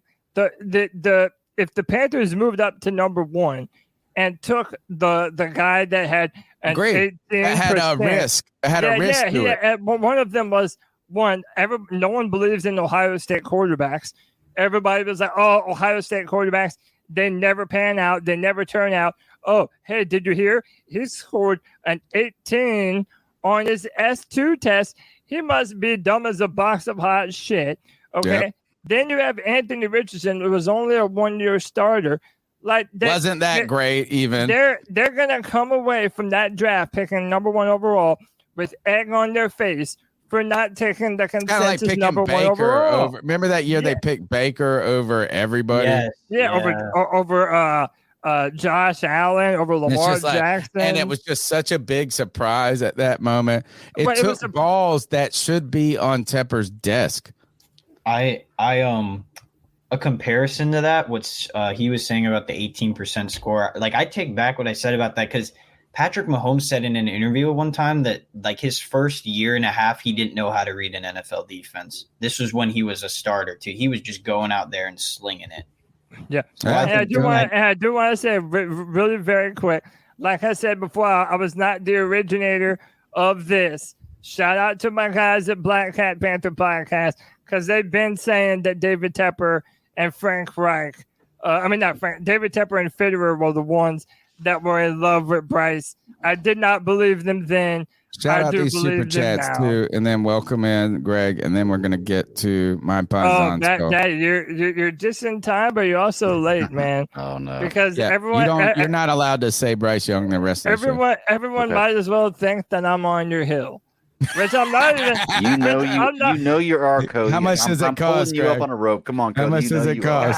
$1.99. $1.99. You said it's $2.99. Remember? But if me and goes up every week. If me and Greg are on the same hill at the same time, oh, bro, there's no stopping us. That would be fucking. Oh, I know. Are you kidding? Too much. Yeah. Shout out to my man Stats with the $20 love bomb. Man, we appreciate you, bro. He says, okay, each of you is suddenly any coach or the owner. What move do you make? What play calls? Are we giving Chuba the main carries? Are we changing up the play calls? Trading players, making moves. How do we succeed? Boy, that's loaded. I want you guys to look. Right here. Hey, you guys all read. You guys read this question, the panel. I want you to think about it, because the Stats gave a wonderful donation to the podcast. So we want to answer this question thoroughly and thoughtfully. We're going to go to the next call while you guys think about it.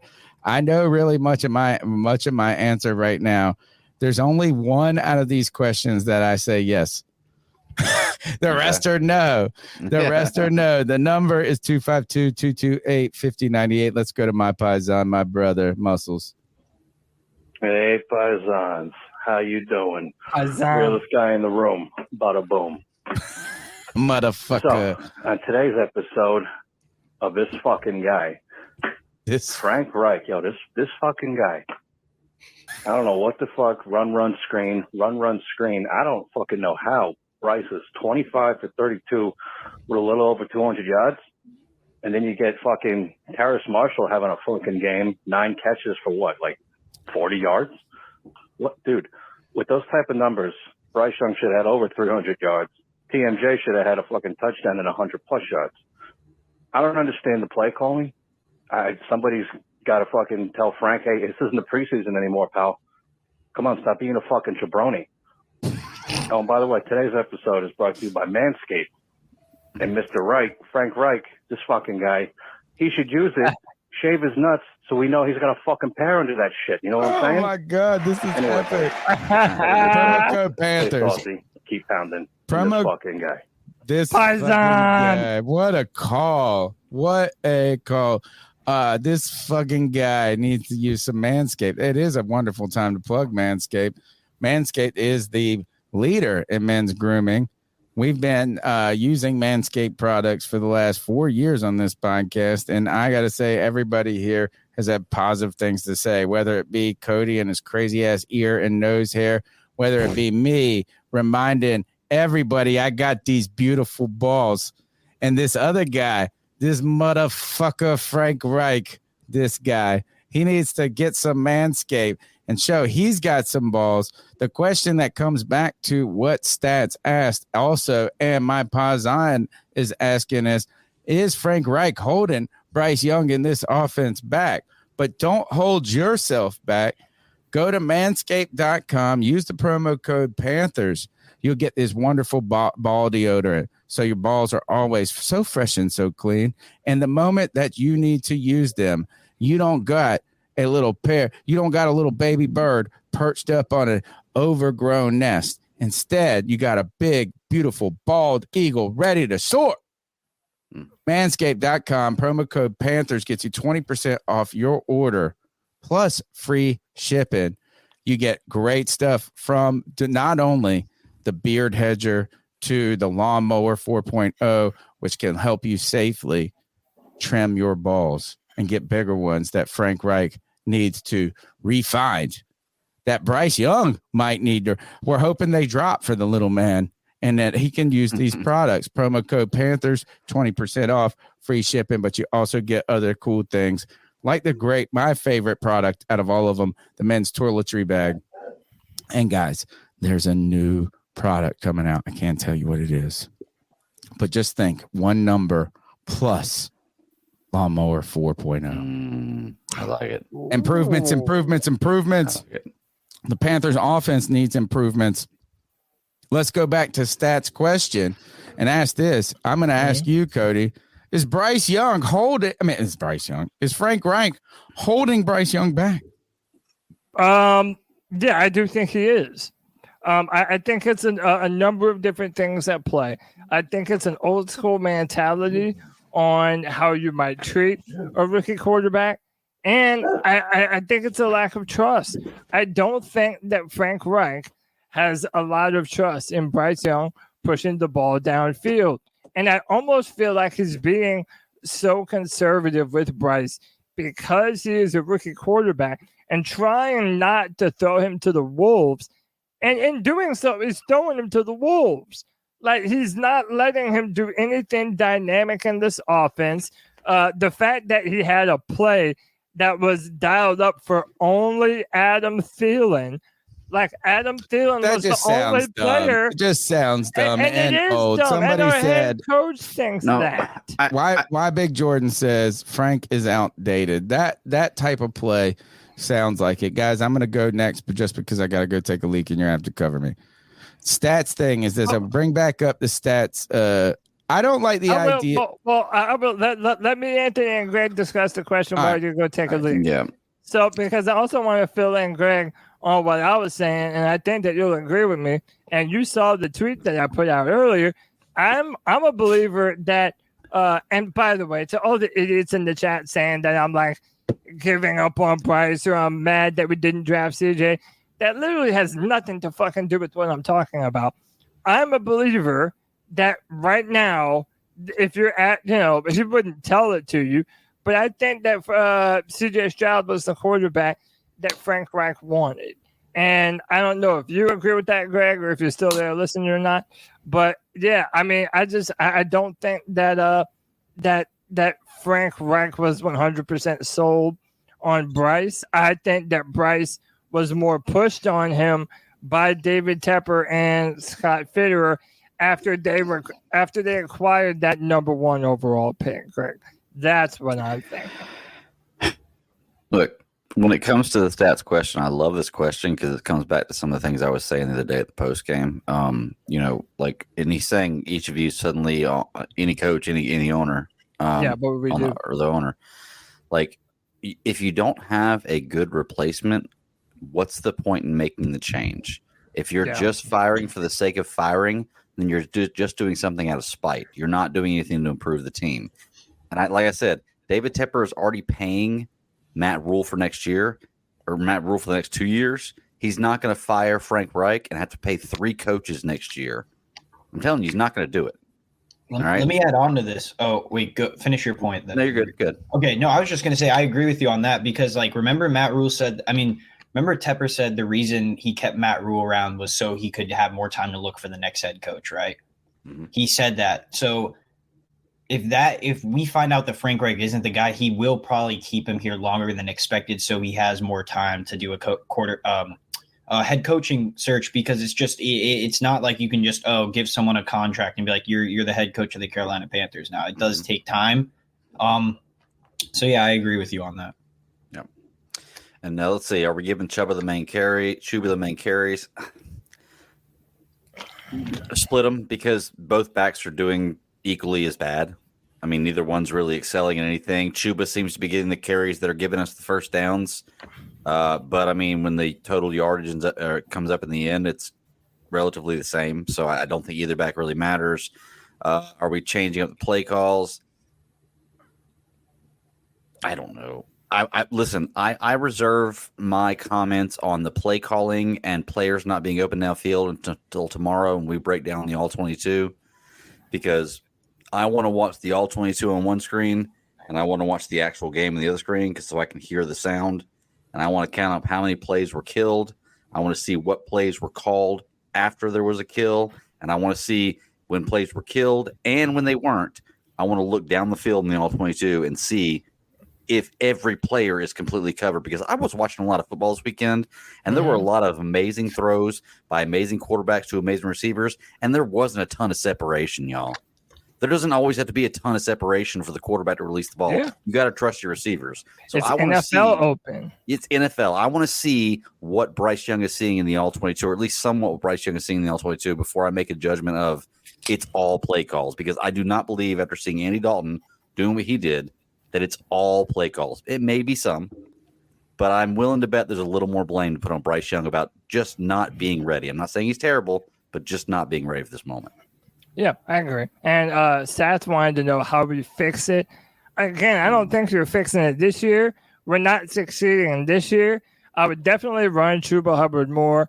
I think we can all pretty much agree that Miles Sanders is probably the worst free agent signing that we made this year. For what and we that's expected, yeah. Yeah, I mean that's pretty rough. I don't know if we can agree. Has he been putrid and not done anything? Who's been worse? Free agent signings. Hayden Hurst. Oh, give me a break. Get out of here, I mean, dude. Hayden Hurst does have like 3 catches on the year. I'm not going to lie. Now, Yeah, you but can Miles continue Sanders to go hasn't done back to shit this. either. Anthony, did you go on your answer yet? No, yeah. I'm waiting patiently. How would you succeed? Oh, how would I succeed? Yeah, if you're the GM, I've been agreeing. what are you doing? I've been agreeing a lot with Cody tonight, man. I don't see like a pathway out of this year. If you're talking about like how do we get better, I mean, listen, I don't think this is the right thing to do, but I think Scott Fitter's going to end up making a move here soon for offense. So I think that is going to help us potentially, but I don't think there's any like we can't go out and sign. I mean, there's people in the free agency market, but I don't know if they're willing to spend more money to upgrade the offensive line or get another cornerback. We don't know those things. If I was the GM, though, I would sign, an extra guard, maybe sign a cornerback. I would do a wide receiver trade. I just don't know if I would trade future picks. I mean, personally, I would trade Brian Burns for a proven receiver, but that's just my opinion.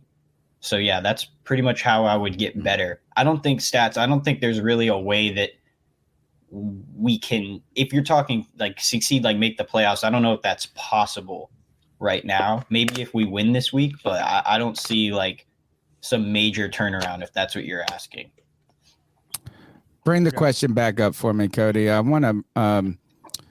I feel like I'm going to kind of go down the fairway on some of these early ones, particularly like what about the play calling? Right, is that I think the play calling is always something that comes into question when you're not succeeding. You could say you could say the play call. Look, as Frank Reich has not done the best. I mean, even just from the clock management at the end of the last half, you could say that he maybe he called a different game for Andy Dalton. My question is that is some of that screen game, the short passing game, because he's not concerned about putting the training wheels on Bryce Young necessarily, but knowing that offensive line just is not holding up, and that is you're not going to be able to do some of these different things. Now, could he be more innovative in getting some different players in, trying to do some different things? I think those are all – it's probably both. It's probably both there. I think what we saw with Andy Dalton that was different from Bryce, and maybe this is Bryce's – maybe he is a Greek tragedy where your greatest strength is also your greatest weakness. So his ability to process and also try to think through all these things is also hindering him from just throwing to his first read.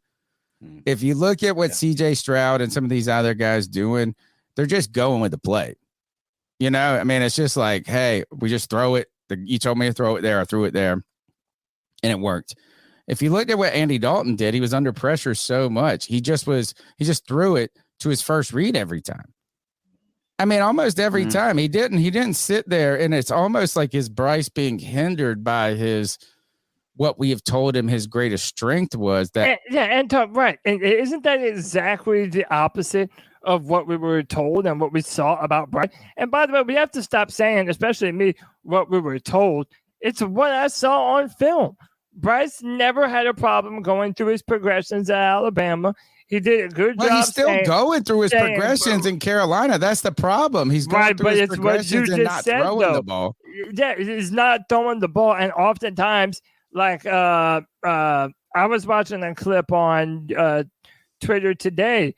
There was a clip where Tommy Tremble was screaming down the sideline, wide open, and Bryce chose to throw it back across the middle to Adam Thielen. Or when he checked down, he thought it was going to be a blitz, and they dropped by. Like, is he playing too? He's not playing loose, man. No, he's not playing loose. But by the way, this is where Greg gets people joining him. The more and more that we see plays like this continually starting to arise. The question that we need to ask ourselves is, why is it happening? Because I'm sorry, everybody says that there's no difference between how the Panthers were playing Bryce Young and Andy Dalton. Bullshit, dude. Well, sorry, let's be fair in this, is that I am being Zavala gave up 14 pressures the week before. So are you going to call a game plan that develops downfield routes when you know that that's not going to happen? So I can understand the idea of like, hey, we have no offensive line. We've got to find some different ways to do some different things. I think that versus Seattle, I think that made 2 big shots. Yeah, but they did it in spite of Zavala giving up so much. And it was also because Andy Dalton was playing fast. And right now I think that Bryce Young, first of all, his delivery is fast, man. Like, it's like when he knows what to do with the ball, when he makes a decision, it's awesome. The problem is that I feel like sometimes he's trying to make, you almost wonder if we bought all into like, hey, let's make it like fucking Peyton Manning in his 7th year offense from the beginning, rather than making it simpler for him. And so he's like going through like 5 reads, and none of these guys are good. I think the other thing that somebody said is that I don't know if it's just play calling, and I know it's not just Bryce, because you look at that play to Ian Thomas, you look at that play to Chark, and they could have potentially been touchdowns. But I don't like people going, well, fucking if Ian Thomas would have caught it. Who in the fuck believed Ian Thomas was going to catch? It was a contested catch. It was a difficult catch in the first place. But apparently Frank Reich thought he was going to catch it because he was in the game, Tony. Or Scott Fitterer thought he was going to catch it because he extended him. Because he extended him. But how about I don't know, this? but like, Why, I just think Tony, I don't like the idea of people going, oh, well, Ian Thomas. That's like, of course, Philly Brown dropped it. I have something to say, and then I'll pass it to Cody. But my problem with this is I don't think Frank Reich trusts Bryce Young right now. And my thing with this is it's like, even if he wasn't your preferred quarterback, you still got to cater to some of the stuff that you've seen on tape from him. And I just think, like you said, like, in my opinion, I'd rather him be in a complicated offense earlier in his career, so he kind of gets the hard stuff down instead of like dumbing it so down to where he's just. Can you find the middle ground though? Like, no, yeah, and you know who he's playing like? He's playing like PJ Walker in Week 6 versus the Rams last year. Screen, check down, all those little things. I think he's play. I think some of this goes to, like, I know we want to say play calling, and look, all of these it hasn't been great. Well, also, it's not the only thing. But Tony, it's not just play calling. But it's I don't personnel. I've it's said also it no, I think it's 3 weeks I've said this. Ian Thomas over Hayden Bryce is not playing with confidence. He is not looking when he walks away and he makes a mistake. Now we see fresh. You never saw that in memory. Like, he is hitting an adversity he has never experienced before. He's hitting a challenge. Now he's getting all of us on the internet just going fucking nuts about him. All of the fucking shit about it. And I just think this is that somehow we got to get him. And this is from week 1. This is week 1 with Atlanta, the 2 picks. Then you go to the Saints. we've been in it. He just has not fucking seized the moment. And I know that just saying, oh, you should do this when you're getting sacked, but it's weighing on him mentally. And now he's not making the decision. He's not playing with instinct right now. Mm-hmm. No, he's not. But also, Tony, and then I'm going to pass the mic to Greg. Tony, what I'm also trying to tell you is the personnel grouping. I don't believe it. I don't believe is at where it's supposed to be. Yeah, it's called the offensive line. That's the personnel group, and why that's is the it problem. Ian Thomas and not Hayden Hurst? Hayden Hurst is a far better tight end than Ian Thomas. Why is that play not designed to go to Hayden Hurst, the guy that you brought in free agency? Maybe Hayden Hurst is not good. Why do the Carolina Panthers not bullshit? I have a Ian theory Thomas for that. is not fucking good. Ian Thomas can't catch a touchdown pass in the fucking end zone.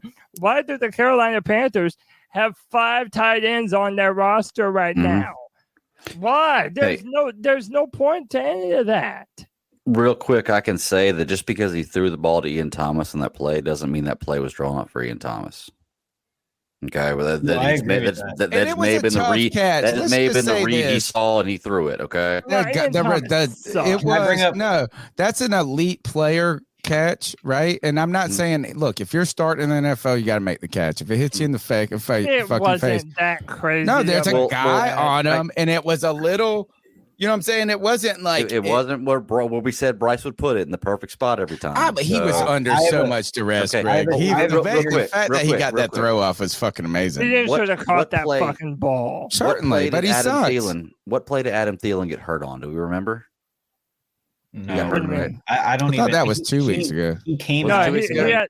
He was hurt. Came out for like 2 or 3 plays. Oh, that's right. Okay, I know he was. I saw him on the sideline. Well. Anyway, I know last year that we gave Baker Mayfield a ton of shit about a wide receiver getting hurt because he threw the ball behind him and it caused the receiver to twist the wrong way, and we gave him all kinds of hell. Like, what a shitty player. Bryce Young threw a ball for Adam Thielen this game that was insanely off target, way behind him, and got him killed. Should have gotten him killed. I think the defender laid up a little bit on him. Should have gotten him killed, and we're not giving him shit for that. Well, I didn't give him shit. I didn't give whatever the shit that Cody gave to Baker that game. You know, I didn't either. Like, it was just like, I mean, it kind of sucks that you almost got this motherfucker killed. Yeah. I think I can't just say it's on any one thing, but I tell you this is that I don't want, you could put all the wide receivers in the fucking world on this team. You can put Tyreek Hill on this team. And if this offensive line is just letting free rushers go through, if Savala's just fucking taking a nap, if Icky is slow as fuck, it's impossible for you to really think that someone's going to succeed. But to be wildly crazy, and Greg, you're not allowed to talk about this because you're not allowed to talk about Bryce. You're not. Right. Yes, you are, Greg. You have been saying this is that he might not have been the best pick for this team. It's like Anthony Richardson might have had more success now on this team just because he could do what Cam could do, is survive through this shit.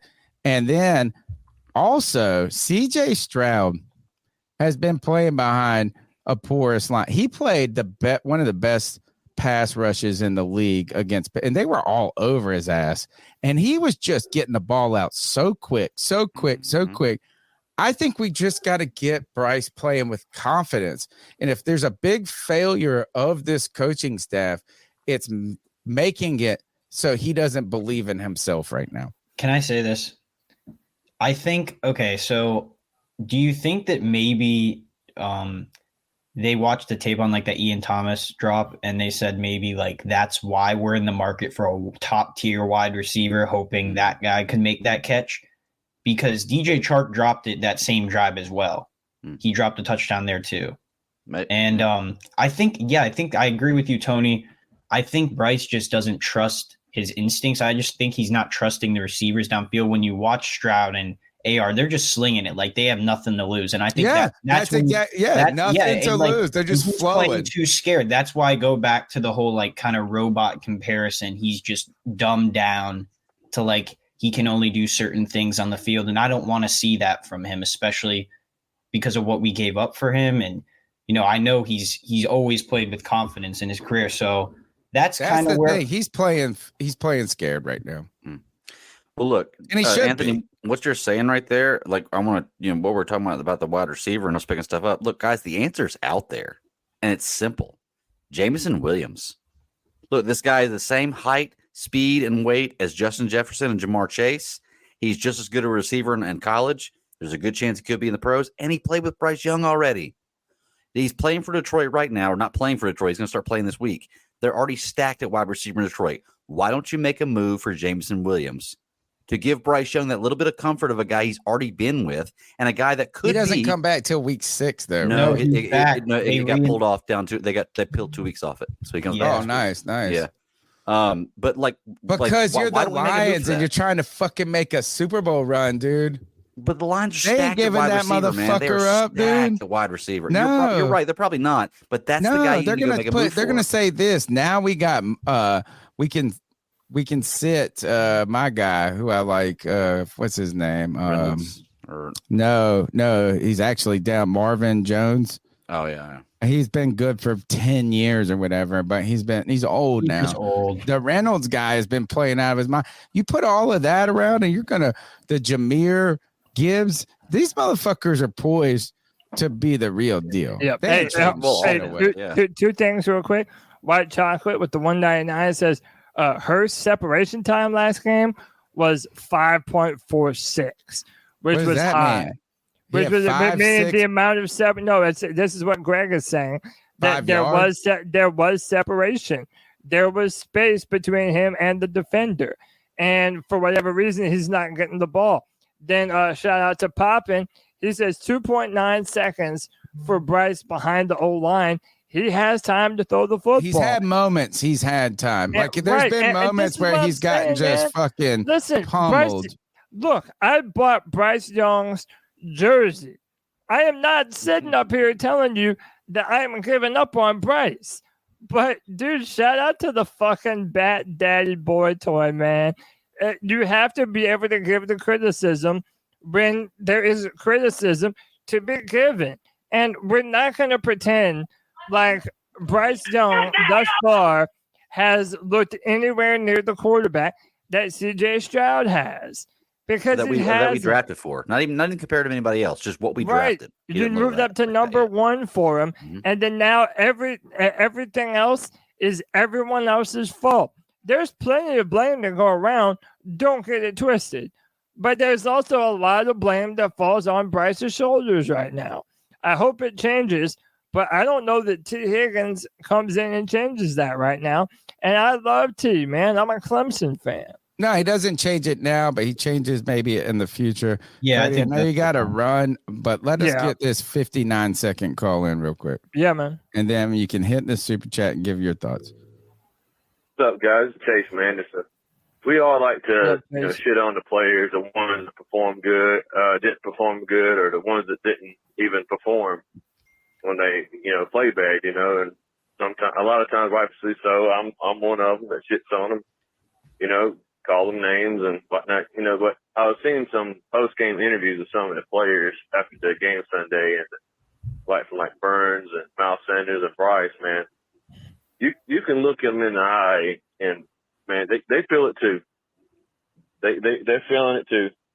Man, it's just sad and pitiful seeing a grown man about to cry or crying over it, Well, I mean, but they feel it Brian too. Burns hasn't I ever think made a sometimes playoff we just game. need to step back and say and realize that these guys are humans too. With that said, Frank Reich still sucks. Call plays. Yeah, you're right. Look, this is the thing we have to balance how do you deal with the humanity of these people who are also wanting to win, try to do well? I mean, even shitting on Scott Fitterer or Frank Reich, think they're going to work trying to do a poor job, and rooting against someone is a difficult feeling to have. On top of that, we all go to our jobs and we want to succeed. Imagine having people booing us on the sidelines. Hey, imagine being Dion. He comes out of the wound and the doctors booed him. Boo, go back where you came from. But the thing is, the reason they get paid the big bucks is because we cheer and we boo. If we didn't do this, they wouldn't make any money. So it does. With heavy is the head that wears the crown. It comes with all of this. I do think this is an interesting conversation that we'll have after Cody leaves, and that is when Miles Sanders was asked about the booing. Oh, dude. Well, he said we don't want to be booed at home, but at the same time, who knows? Maybe we're being booed by Minnesota fans for all we know. Now I know they were booing the offense, and they were, and I think that he was saying this is just sucks to be booed. I think if we really invested, he wasn't saying that you probably shouldn't boo. Well, but it does suck to be at home. But he came from Philly, man. If they were putting this out on Philly, they would have fucking thrown batteries at and that like they have this idea that because they work very hard during the week and they're putting their best in, and of course they're trying to win. But like, dude, Panther fans have been through the fucking ringer. Every home game, our stadium is infiltrated by opposing fans from other teams. Every year we're sold this bill of goods like we're going to be a team that's a few pieces away from contending, or we could be a surprise team this year, and it never ends up being that. No, we're the ones that are paying for the tickets, paying for the PSLs. We have every right to boo you off the fucking field if we so choose, man. You don't tell anyone how to be a fan, and especially when you've done nothing but underperform to this point. And you made the great point, Tony. It's like you come from Philadelphia.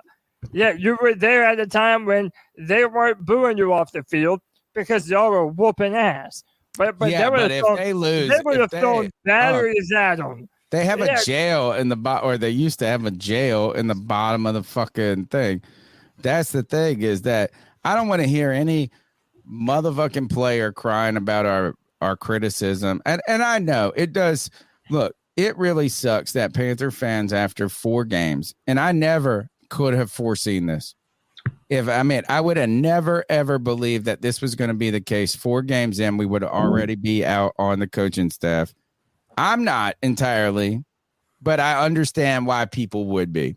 I just want to elevate Thomas Brown, the offensive coordinator. Well, I think that, again, we missed the right way of handling it, and you can't do it now, Cody. We've talked about that. But I think the other thing is to have a rookie quarterback who you drafted number 1 overall and to be out on him after 3 games that he played 4 total is bananas. But it truly is where people are at, right? People are fucking upset, and the product has been warranting this being upset. And I think it would be better. I think it would have been easier if we were getting blown out 27-10. Yeah. I think the problem is that we're fucking in these games. The defense is playing better than we expected. And all of a sudden, the fucking one side of the ball that we thought was going to be a little bit improved can't muster anything up. For the past 5 years, the Panthers have been the least potent offense in the NFL. And Panther fans are ready to see touchdowns. Dude. So I don't disagree. Look, I get why people would be mad, and you know what? I would tell the coaching staff. I would tell the owner. I would tell Bryce Young. I would tell all of these is that yes, on a face-to-face basis, I will be understanding to you, and I would try to be cordial and sympathetic. But y'all motherfuckers make $1 bazillion. At the end of the day, this is what you signed up for. You signed up for, and you know what? Fuck you, David Tepper. Call us some basement people. Call us whatever. You make $1 billion and you haven't even had a winning season. So you know what? Don't make me feel bad about it. And I don't think that fans should be out on Bryce Young. I don't think they should be out on this coaching staff. I don't think they should be in this. But you know what? If they are, they are. I think. I'm about to jump out of here, boys. So I'm gonna say my final piece.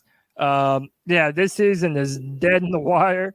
It's already over with. But dude, the fact that we still have 208 people watching right now at 11 o'clock at night. You guys are the fucking coolest. We love y'all. I will be back the all 22 film room on Thursday. We're gonna be. You can join me tomorrow night if you want, but just message me. Yeah, I got I'll it if you can't. Thanks for the invite, Cody. Thanks for the invite, absolutely. brother. Yeah, thanks you to my protege, my man Anthony Pick, dude, the homie. I appreciate you, bro. And then, yeah, man. On Thursday, all 22 is dropping. I'm gonna be there. Pick was gonna be there. Greg, I know wants to be there.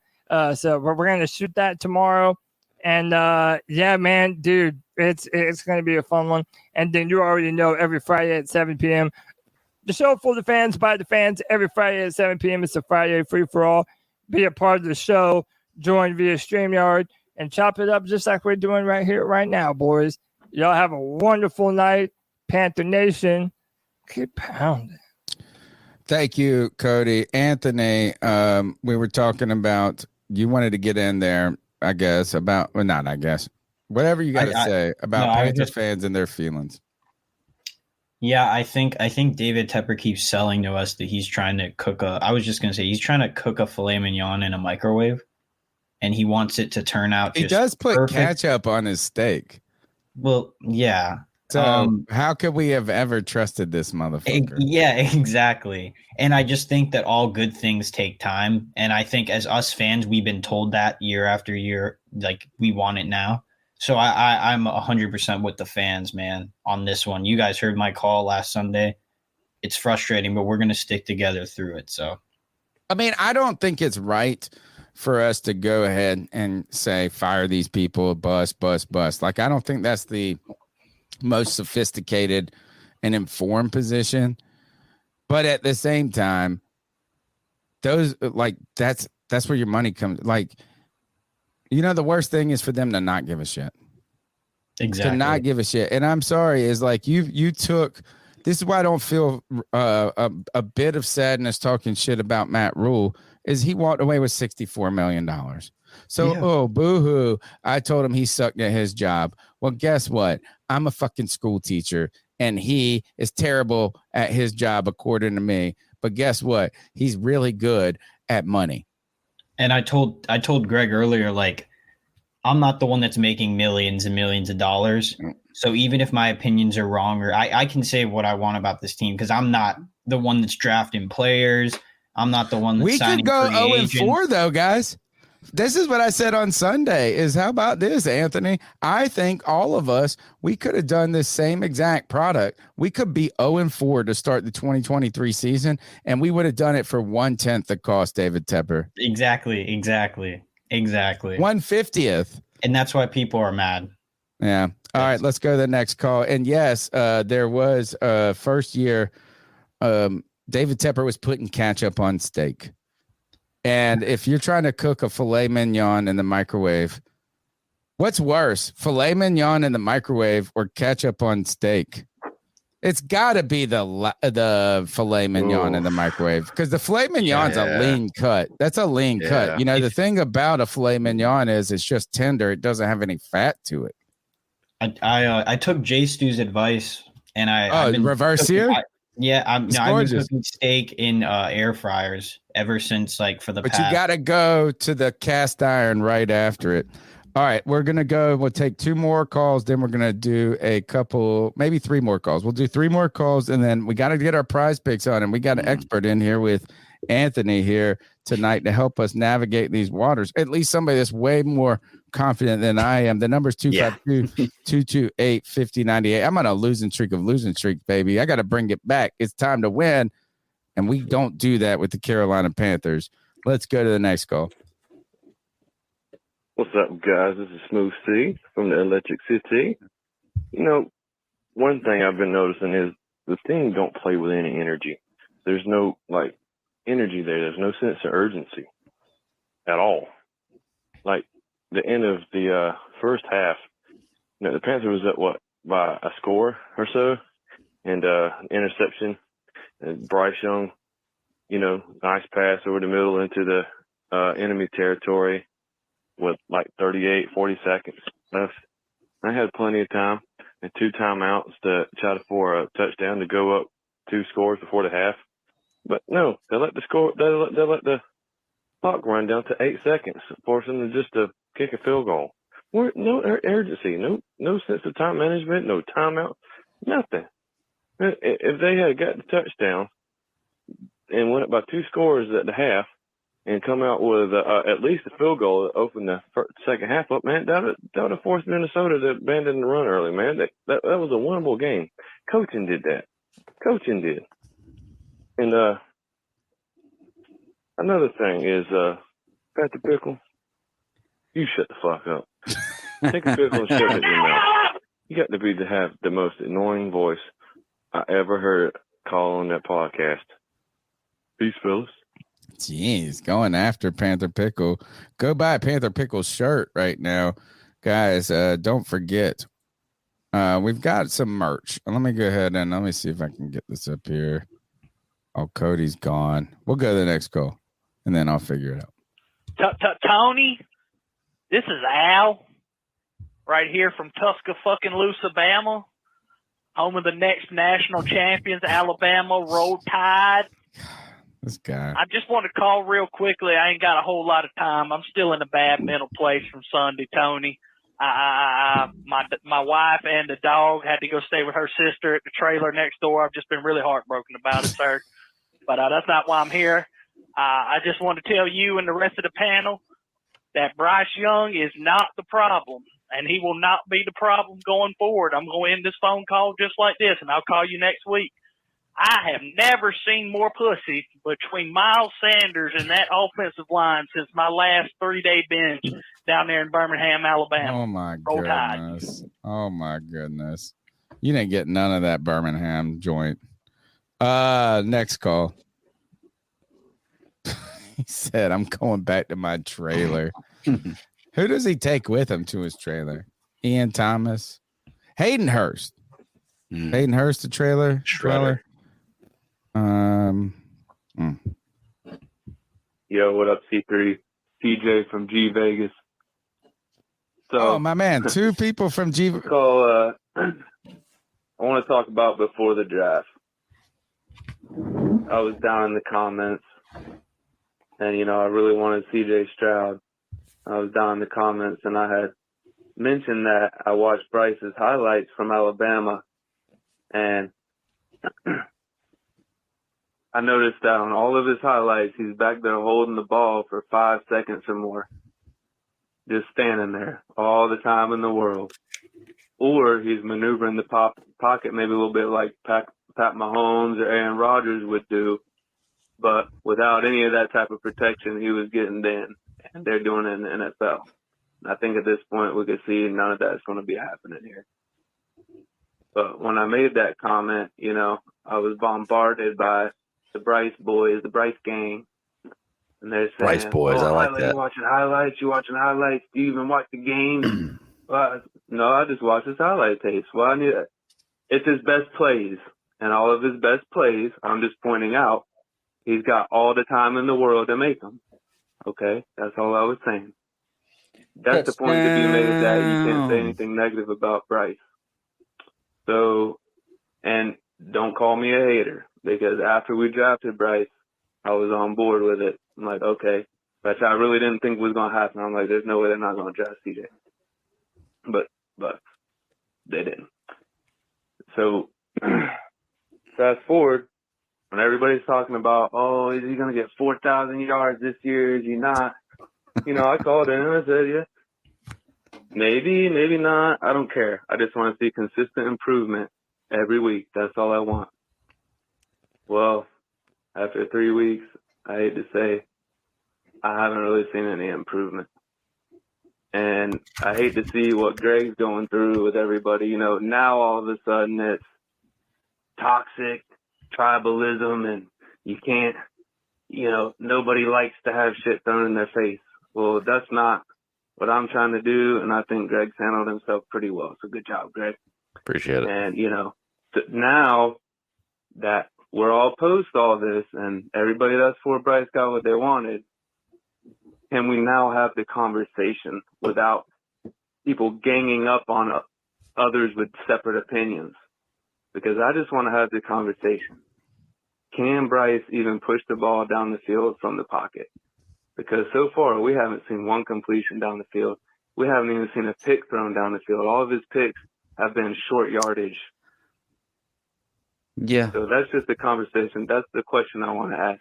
Can he really push the ball? Before you answer that, shout out to Muscles Marinara. $5 love bomb. He says, can this fucking guy be a segment on the show with or without me? Yes, but I don't know if we could do it without you, though. So yes, and yes. Greg, go ahead and respond to the call. To the caller, I appreciate it, man. And yeah, look, this is one of those moments where I'm just gonna kind of let things. People got to figure this out for themselves. They know my stance. Everybody's in their trenches. There's nothing I can tell anybody to convince them any other way. The only thing they got to do is realize it themselves. But I will disagree slightly, a little bit, that Bryce doesn't push the ball in the field at all, because I have seen. Every game I've seen at least 2 or 3 plays where he's thrown the ball. It just hasn't really connected 15, yet. 20 yards. He's looked good on a number of plays this year, on a good number of plays this year. It's just not been enough to get it done. So I won't say he can't get it down the field. I'll say that he's hesitant to. I don't think that there's not anybody open. I think that he only gets it down the field when he's under pressure and it's the last option. So, but I have seen a few plays down the field. I think the big thing of what Greg has been saying to this fan base is like he doesn't think Bryce is gonna like be bad, or even he didn't even say that, you know, those other 2 quarterbacks are 100% better than them yet. They're playing better, but I think it's just he wants to see more. That's pretty much what it comes down to. And at this point, I agree with him on that. Like I had high expectations for Bryce this season, not for the team, but I personally would like to see more from him.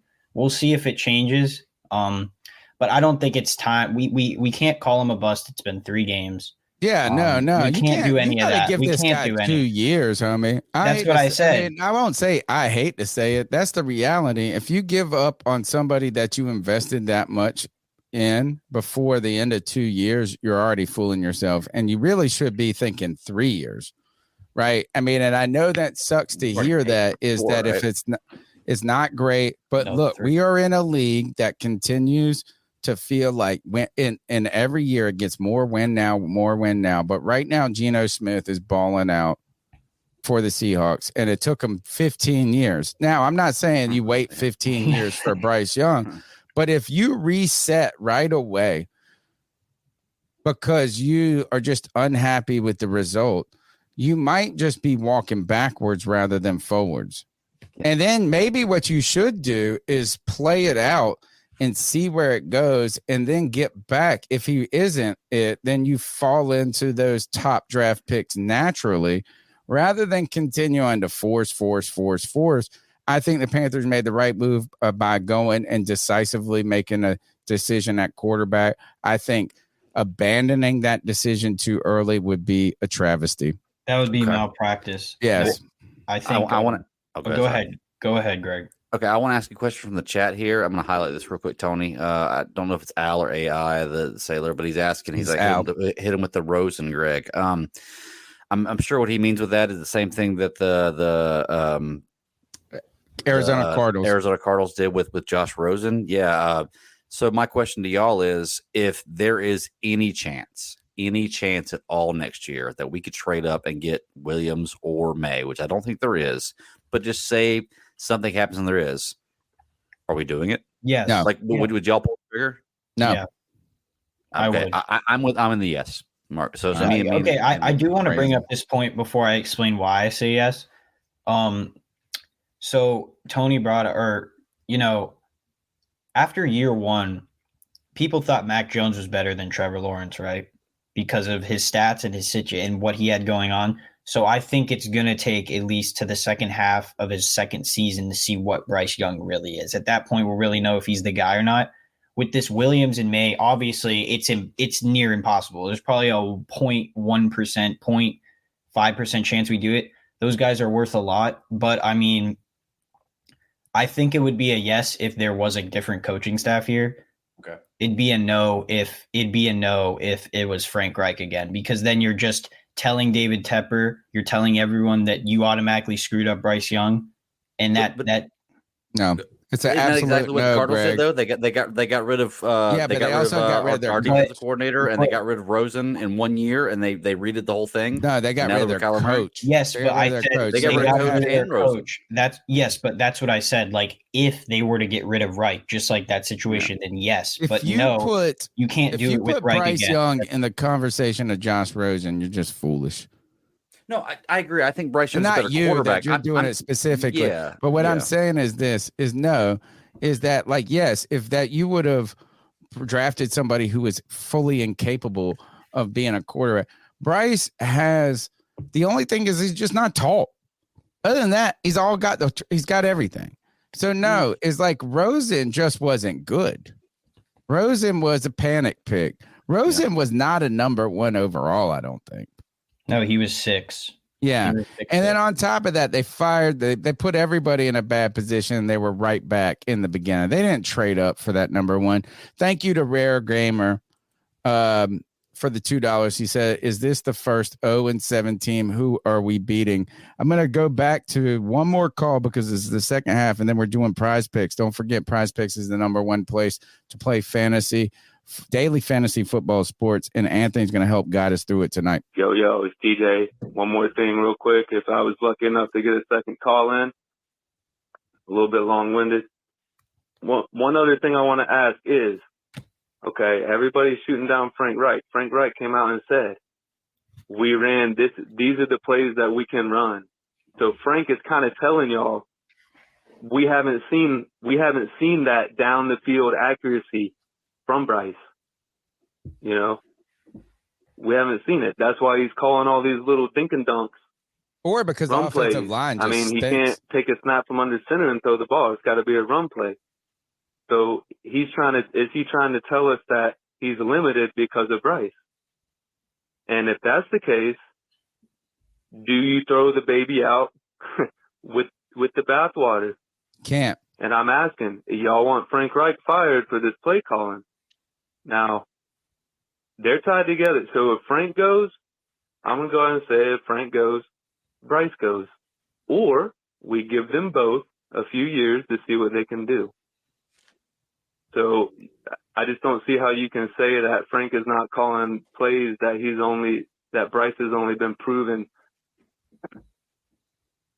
to make.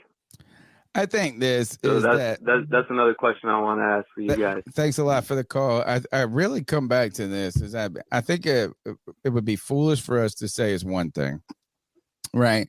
It would be foolish for us to say it was Bryce Young. It'd be foolish for us to say it was only Frank Reich's play calling. It would be foolish for us to say it's only the wide receivers.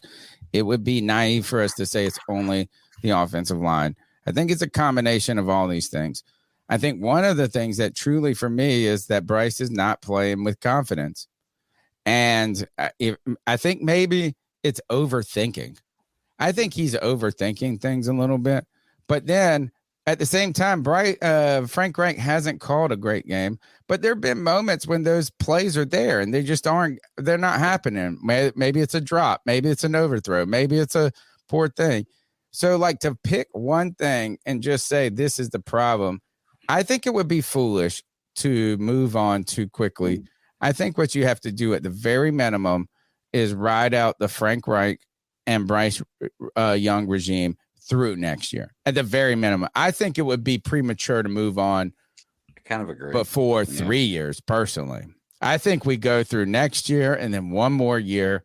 And then if it's not working, then you move on from all of it. But I think right now, I just want I want Bryce playing without his brain. He's almost, again, Greek tragedy. His brain is almost in the way of everything.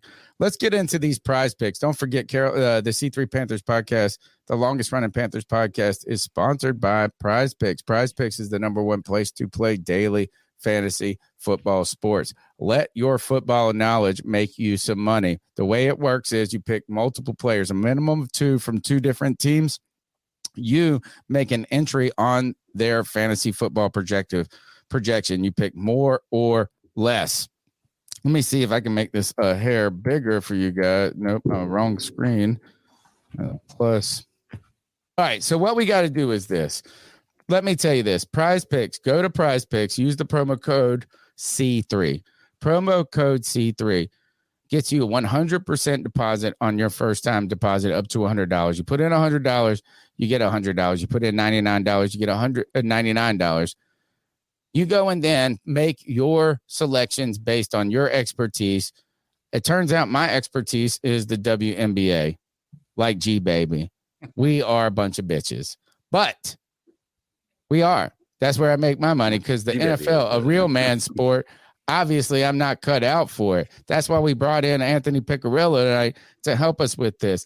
Promo code C3 gets you the deposit bonus. I can't tell you.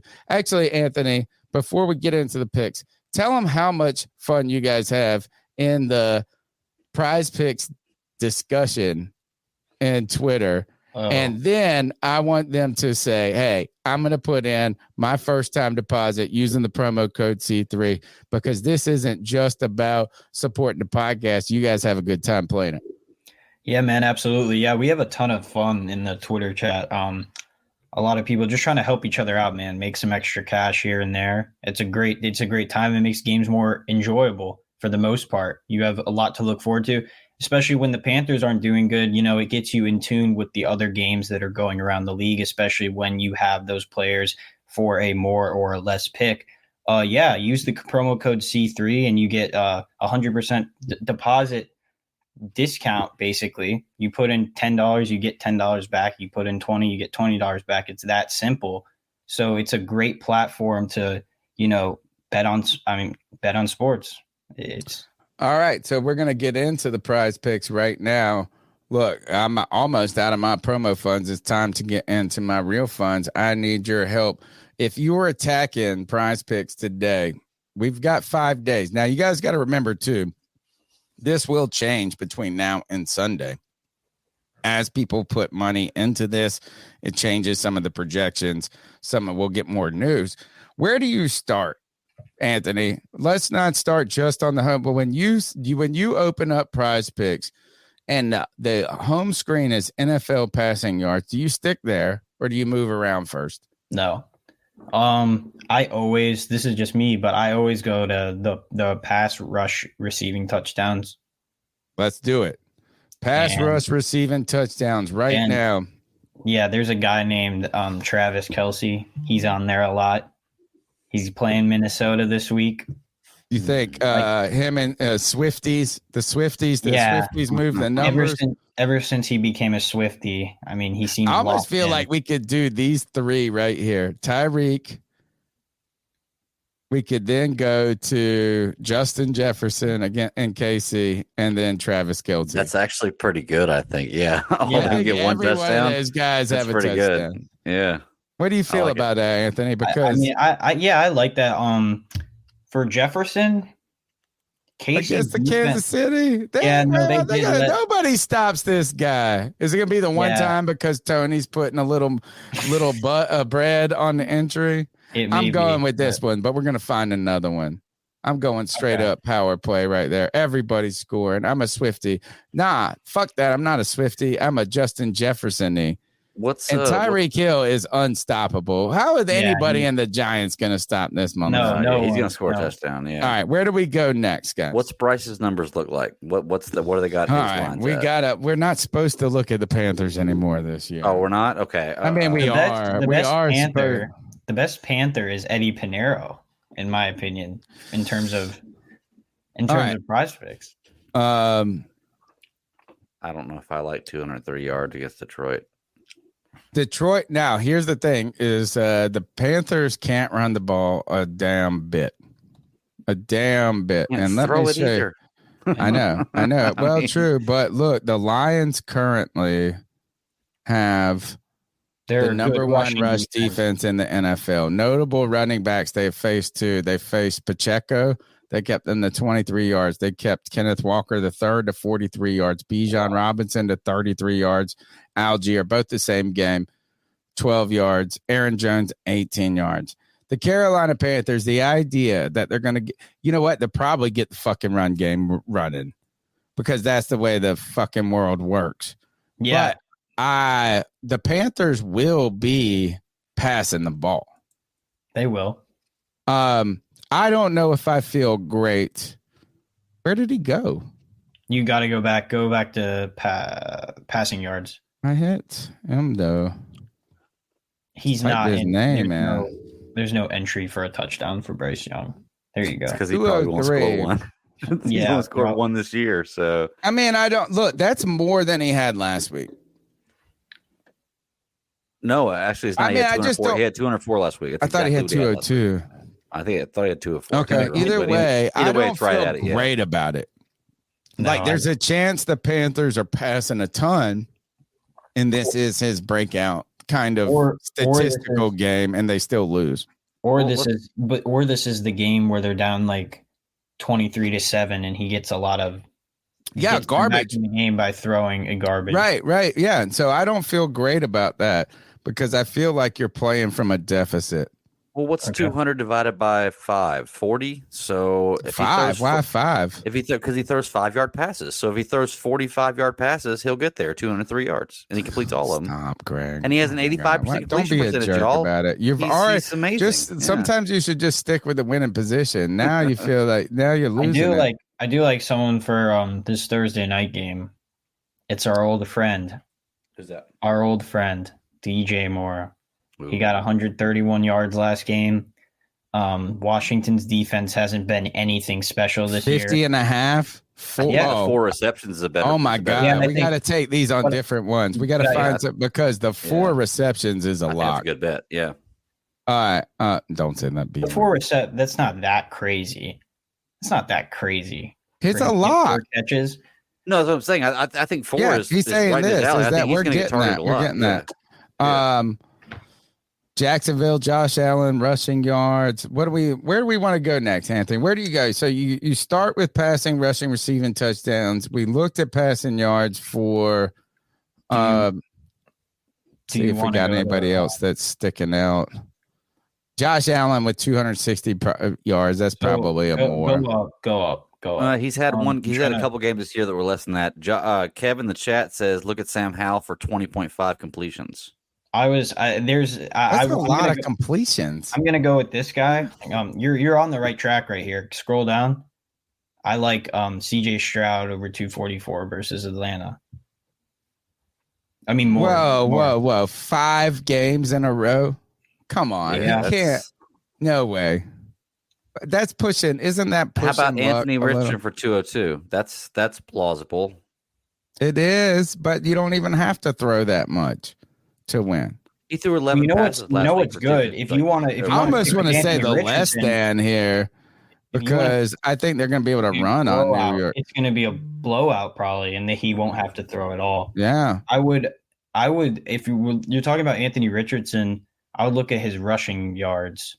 Oh, that's a good I think idea. he's been getting 45 to 57 every game, something like that. I don't. Oh, he's not even on there. They're scared of him. Yeah, they're scared of him. They're scared of him. What about pass attempts?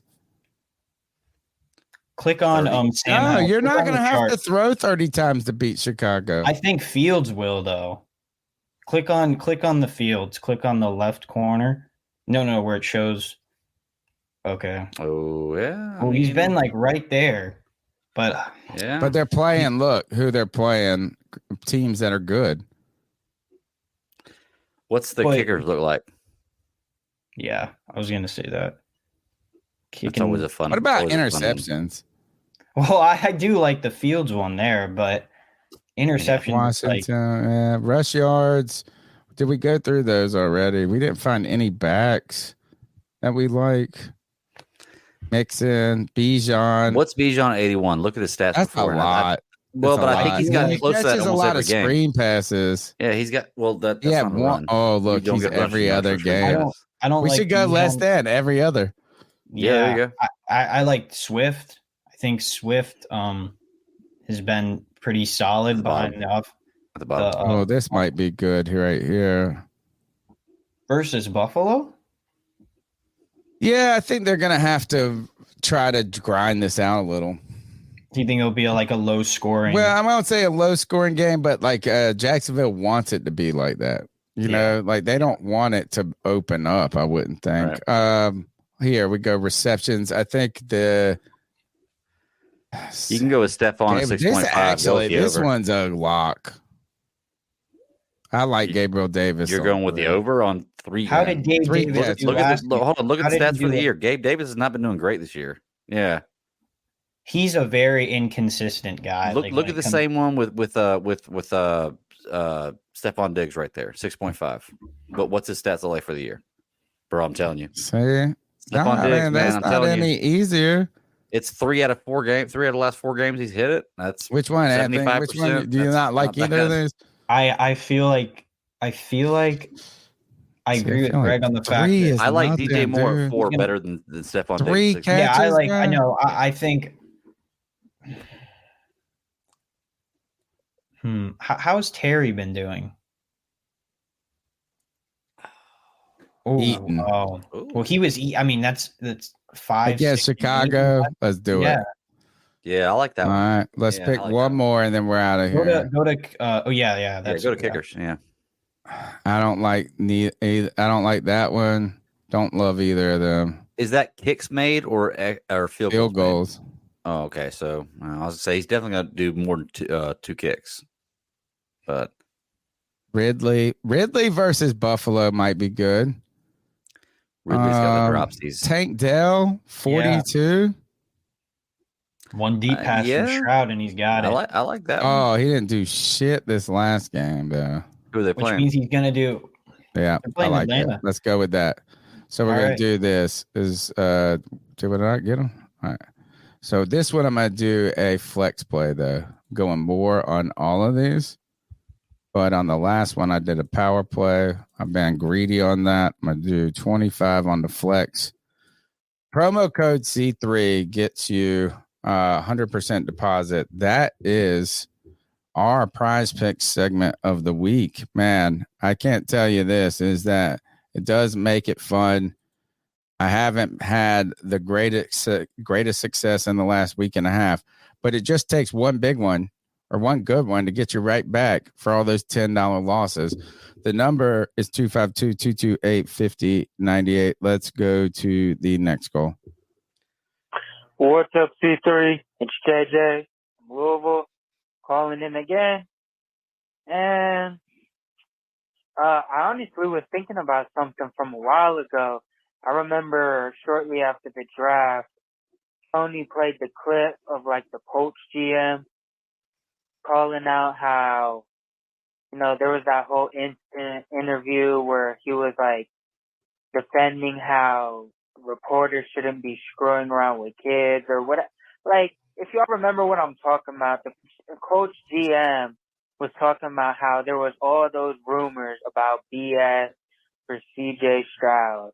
And I remember Tony asked, like, what do y'all think caused that? So I've been thinking about that and honestly think maybe y'all can, let me get y'all feedback on this, but I think maybe the Texans the whole time were blowing smoke because they wanted CJ Stroud after all. And the idea I'm not gonna lie, that's not a bad. Bryce so bad is way overblown because it was the Texans and they're in the same division, and that's why, because the Texans got the quarterback they wanted after all. Mm-hmm. Maybe that's why he was upset, because it ended up playing out like that.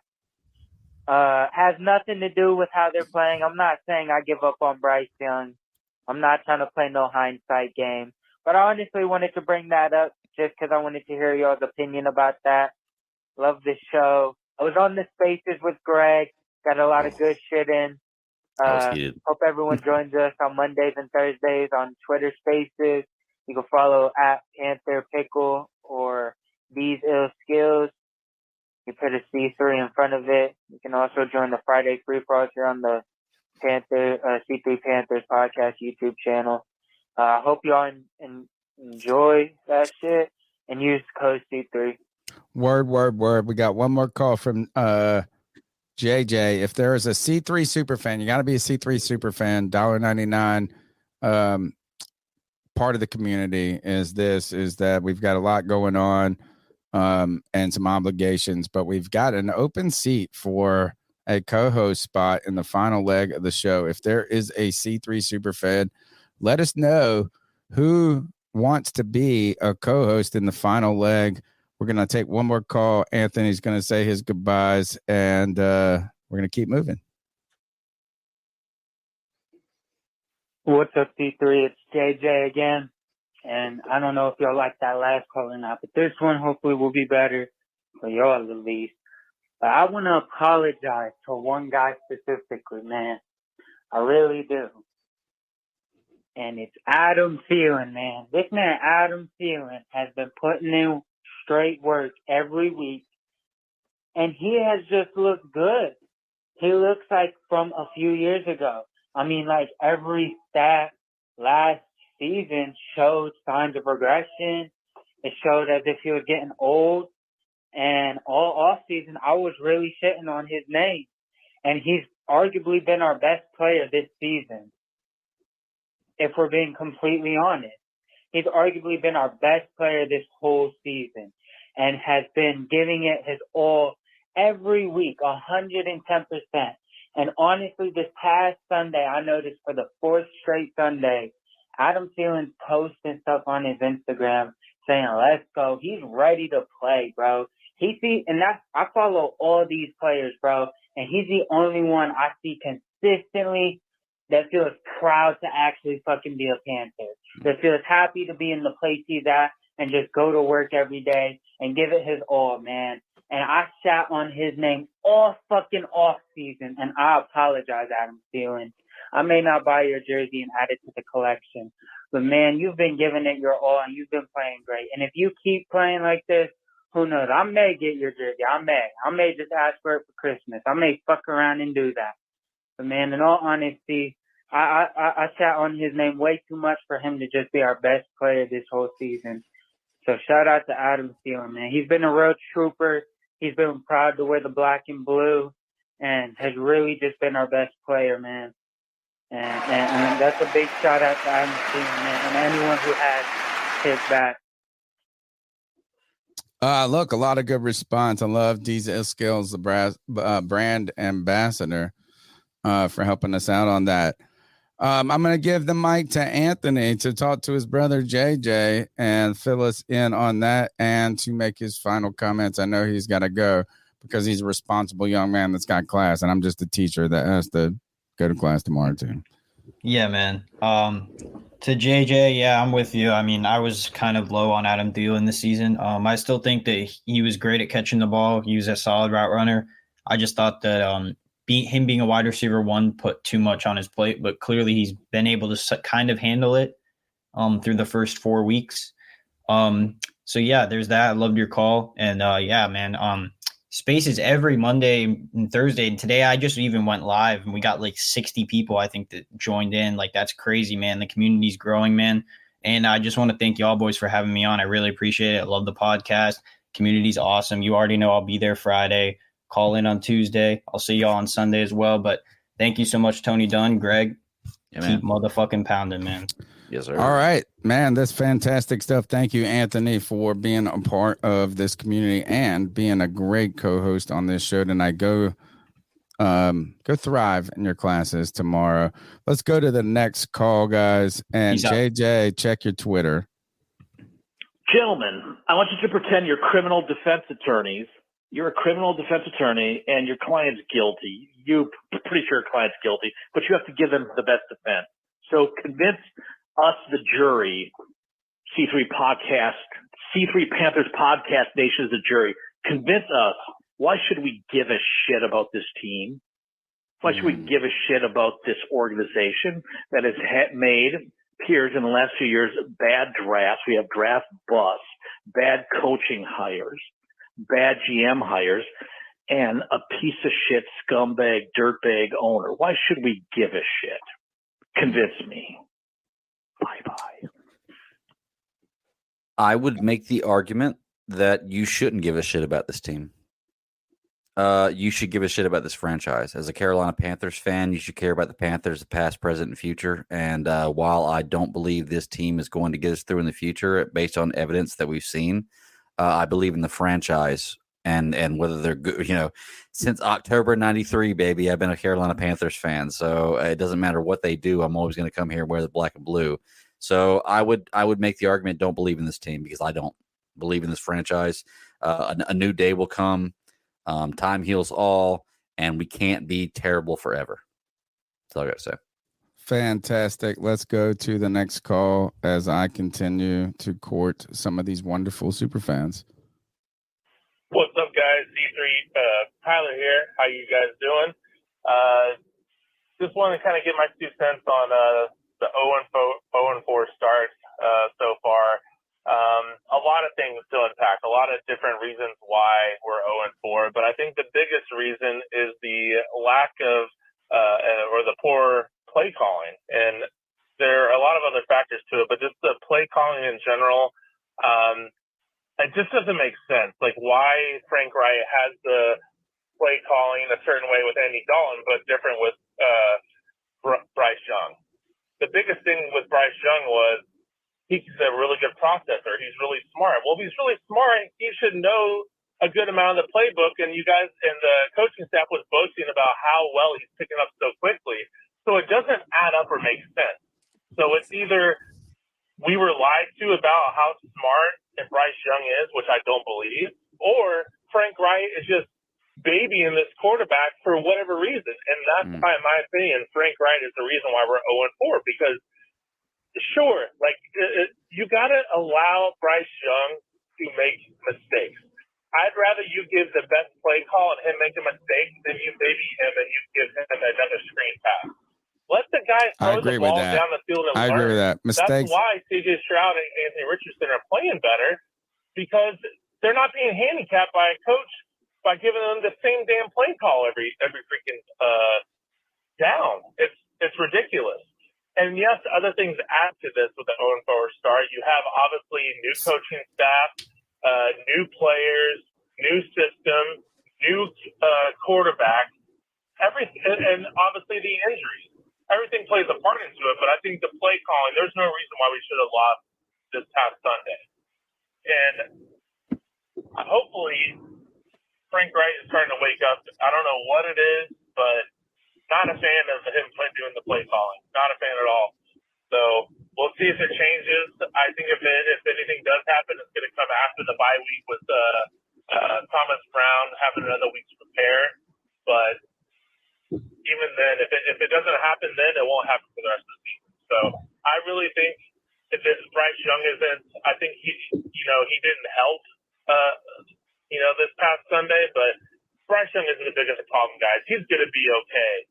Just play calling is horrendous, but I just think again it's a multiple of factors. So you Bryce haters that say, "Oh, Bryce is a bust," I just think you're stupid. I really do. Yeah, I mean it's too. It's too reactionary. Too reactionary. Let's get one more call in, and we're bringing JJ in. Scott Fitter, fucking piece of shit. Fucking dumbass. Hey, all right. He's my mom might be out. He came in and laid the law. Yeah, he came in and cussed me because he's scared and he can't pay his bets. So who was that? Was that? That was G Baby. No, it wasn't. That sounded like G Baby. You think so? He said 6 explosives and 7 words. It sounds exactly like G Baby. Yeah. Scott Fitter, fucking piece of shit. No, it's not. Fucking dumbass. I thought it was G Baby cussing me out. Yeah. Well, guess what? His first move, he let go of Curtis Samuel. Let him go to Washington. Then 2021 draft at pick 8, he had Devontae Smith fall into the draft, the Heisman winner, and he goes fucking injury prone, bust ass J.C. Horn. That's not the problem. And then now, when we need a receiver, he trades away the only functioning wide receiver on this team, DJ Moore, and we have nothing. What are we gonna do now? I'm sick of Scott Fitter. I know he's with this dumb fucker's probably gonna trade Brian Burns and trade Claypool. Look, is not wrong in some of the points there, right? Is that misses on Scott Fitter for sure. I don't want anybody to talk about like, oh, we missed out on Curtis Samuel. The Commanders paid him a mint, and he's barely played. I mean, he is a gadget player, yes. Is he better than a lot of things we have? Sure.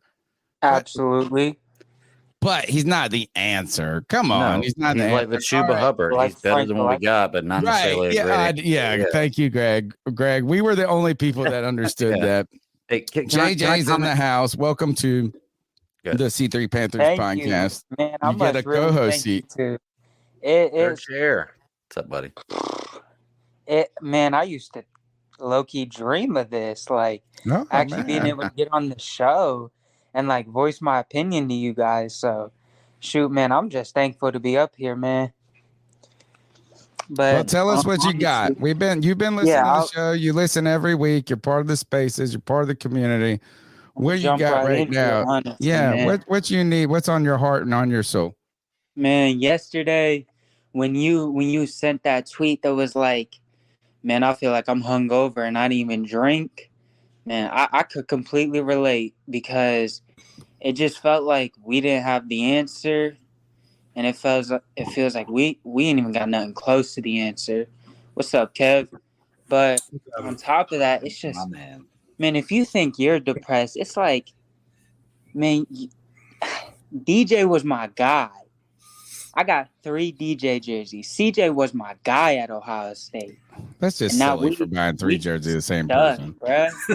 We just no, for real though. Like imagine 2 all in. Traded your favorite player, passed on another favorite player, and now we look doomed for 5 straight years. It's like, man, it could get worse sometimes, but we're just dysfunctional, man. The moves we make just don't make sense at all. Or Even they in just don't work. You know, think they that's just the don't other work. thing. Yeah, No, I think Because we're all hyped about it. We were all hyped yeah, about it. nobody was up here saying it was the wrong thing to do. Only one person, myself, was saying, what about this offensive line? But other than that, we were finding ways to explain why this superstar staff was going to work, while this the processing guy with all the quarterback people was going to work. Let's not go back and revisionist history it too much. And Kev, welcome to the C3 Panthers podcast. My illegitimate son, someone who is made Greg look like Bryce Lover. It's my boy. I don't hate Bryce. No, I would say he don't make me look like Bryce Lover. He's on my team. He's on my. I know. That's what I'm saying. As he's took that shovel and dug in deeper. Kev, welcome to the show. What's on your heart, mind? And we're going to the next call. My heart and mind, I'm happy to be off work. I just got off. And my mind is, woo. All right. Well, next call. Let's keep going. We got a lot still to do, and it's 11:50. What's going on, man? Me, C-Dog, 1983. TV. I'm going to try to make this short and sweet. My man. Bryce Young isn't a fucking answer. We stuck with Bryce Young for right now. We are. Know? He said stuck. You can't say the answer and we're stuck. I didn't want Frank Reich, and I didn't want Bryce Young. So I didn't either. I'm in the second place. If anybody has seen the movie Get Out, I'm in the second place right now. Oh, God. Team. So the weird. Dumbass decisions that we make. What white guy are you in? What is really killing me is all these fucking excuses, all these fucking dumbass delusional fucking fans. And where the fuck is G baby ass fucking hiding at? Where is G baby? That Alabama quarterback is fucking trash. You know what I'm saying? G baby, stop fucking hiding. Where's my money, you know G baby? Whenever you come in here, baby. make sure you got my money, G baby. Yes, all three of us. He owes all 3 of us money. Go, live every Tuesday. They got the free for all on Friday. You got the game simulation on Saturday. You know. But I hope everybody have a great day. Everybody hit the like button, subscribe, and it's gonna be a long season, man. I know. It is. Thank you, man. C-Dog coming back with another one. He's our brand ambassador. Like real quick, my second call ain't gonna be long, but I'm reading some of the comments in the fucking chat. People keep talking about goddamn CJ Stroud, AR-15. We should have picked one of them, you know what I'm saying? Especially fucking CJ Stroud. You know, he's 6'3" and he can throw from the fucking pocket. I'm talking about, did anybody watch how CJ Stroud dissected the fucking Steelers defense this past Sunday? He was quick. Like, come on, man. We fucked quick up. decision. You know what I'm saying? Both of them, man, AR-15, CJ Stroud are NFL quarterbacks. Bryce Young isn't. He's too fucking little. You know what I'm saying? But that's all I had to say, though, man. We fucked up. You know what I'm saying? Fuck Tepper and fuck Tepper dumbass wife. Everybody have a good night. Let me know if I gotta catch up before this goddamn call. You don't gotta catch. What was it? You get Tepper's wife on here? Salute to that man. He spoke a lot of facts. I didn't hear He no always lies. Y'all?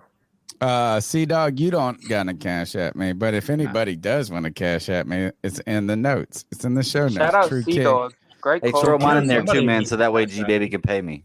So put mine in the notes. I write a couple of blogs on the website that's my legacy website, CarolinaCatChronicles.com, which actually is just turning a way for us to funnel the merch a little bit and me to continue to write these stupid ass blogs that nobody reads. If you check the analytics and like nobody reads anything, right? It's like I'll put out something and it's fine. But you know what's always getting these like scarce 3, 4, 5, 6, 7 hits a day is David Tepper's wife is more than what was the title? Was David Tepper's wife is more than a trophy wife or something like this? And More than a wife? You guys, I gotta be on my best behavior. Mom's here. Kev, your grandmother. No more Jersey story. Here we go. Mom, we can't control how this people are angry right now. Think about this. Think about living in a recession. Thinking about living in a depression. You're out of work. You got no money. Cost of living's going up. That's what it feels like to be a Panthers fan. Let's go to the next goal. Price is going up. Yep. Great podcast. I want to speak on the unwarranted slander that I feel Frank Reich is getting. Ooh, unwarranted. Let's hear it. Let's hear it. I'm down. That's it. He spoke on it. Okay. Oh, that's it. Hey, That was it. You, Kev, that calls for you guys. Okay, well, this goes back to a call we had a couple calls ago, and I can keep this in mind. His question was, the only explanation is Bryce Young doesn't get it yet, or he's not intelligent enough, or that Frank Reich is calling the wrong plays. And then he said, well, obviously, it's got to be Frank Reich calling the wrong plays. Why is that obviously? Like, what are we basing this on, obviously, that Bryce Young just doesn't get it? I just don't understand what Bryce Young fans and lovers are thinking. Like, I'm not saying... What do you mean? Who said that? No one said that Bryce, he doesn't get it. Oh, I'm saying he doesn't get it. I'm saying that's his problem right now. He doesn't get it yet. He's not there yet. That's my problem. That's my stance, my hill. He's not there yet. No, well, I think before you guys get in this, I got to do this before my mom leaves. My boy Kev that I grew up with, he said, "Hey, Miss Joanne, Kev, Miss Joanne threw away your Beavis and Butthead shirt. She did it. You left it at our house. I was like, and she threw it away. She thought it was like the devil in there, and she said." And Kev says, keep it PG, boys, because that's what she always says. And then she says, hi, Kev. But I remember it. I said, where the hell is she? She's like, nope, not my house. And it said something on it. It said something on it that was, like edgy for 1994. Right. Or whatever. But I remember that to this day. I was like, oh, shit. I was like, I just lost it, Kev. I think I told, she said I cut it up. What do you mean? So you cut it up for your own pleasure and then threw it in the trash? Interesting. All right, go back to y'all's. Yeah, look, my thing is, can y'all hear me fine? Yeah, you're good. What he's saying right there is, I believe, and I'm sorry, the caller, I can't remember who it was. It was 3 calls ago. I believe you're basing that off hope and prayers for Bryce Young. I think that when you say that there's no way. No, he said he wanted to end the Frank. Right, exactly. Slander. Because he said there was no way that Bryce Young being this bad was because he's not this intelligent. Or excuse me, that Bryce Young, the playbook not being opened up was because Bryce Young's not this intelligent. I can tell you right now, Frank Reich has a lot closer relationship than you or I do with Bryce Young. Passing an S2 test does not mean you're intelligent. Playing well in college does not mean you're intelligent. If Frank Reich, who is a seasoned coach, sees him as not being intelligent, then I would probably err on the side of caution there and say that he's probably more right than we are with that. There is no evidence. There is no evidence to show that the reason why Bryce is not getting the passes is because Frank Reich only because Frank Reich doesn't trust him because he's not intelligent. So I'm saying it's a comment that you're making on assumption. You're hoping Well, I don't think that the Bryce last Young caller isn't intelligent said enough, that. and this is totally Frank Reich's fault. He was saying this this is not he Bryce. was saying you shouldn't blame it all on Frank Reich. The last caller. No, he's saying you shouldn't blame it on Bryce because Bryce is. No, he he said again. It was 2 he said seconds. specifically. No, specifically, listen to this. there's two options. It's either Bryce Young's not intelligent enough. No, That's Tony, not I think happening. he's talking about the call before that one. Yeah, he was the saying there's call no way Bryce Young's not intelligent enough. It's got to be Yeah. Frank Reich, and I'm like, And then the well, next caller you're said making an we should assumption. push back on great Frank point. Wright. Sorry, I can't Yeah. stop it. I started it. Once I started, I can't stop. Frank Reich was like my last choice besides Sean Payton. So I'm not even a big defender or like his play calling, but I'm not We should get at the Sean same time, if you're going to say Bryce is hampered by these weapons, he's also so Frank Reich is too. He can only call for what players can do. True. And I think this, I don't think Frank is holding. I think Bryce.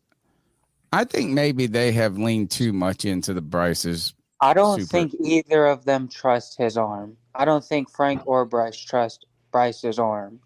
Like, I think he has to take weight. Yes. And also, I don't think Frank Reich play calling was the reason we lost the game.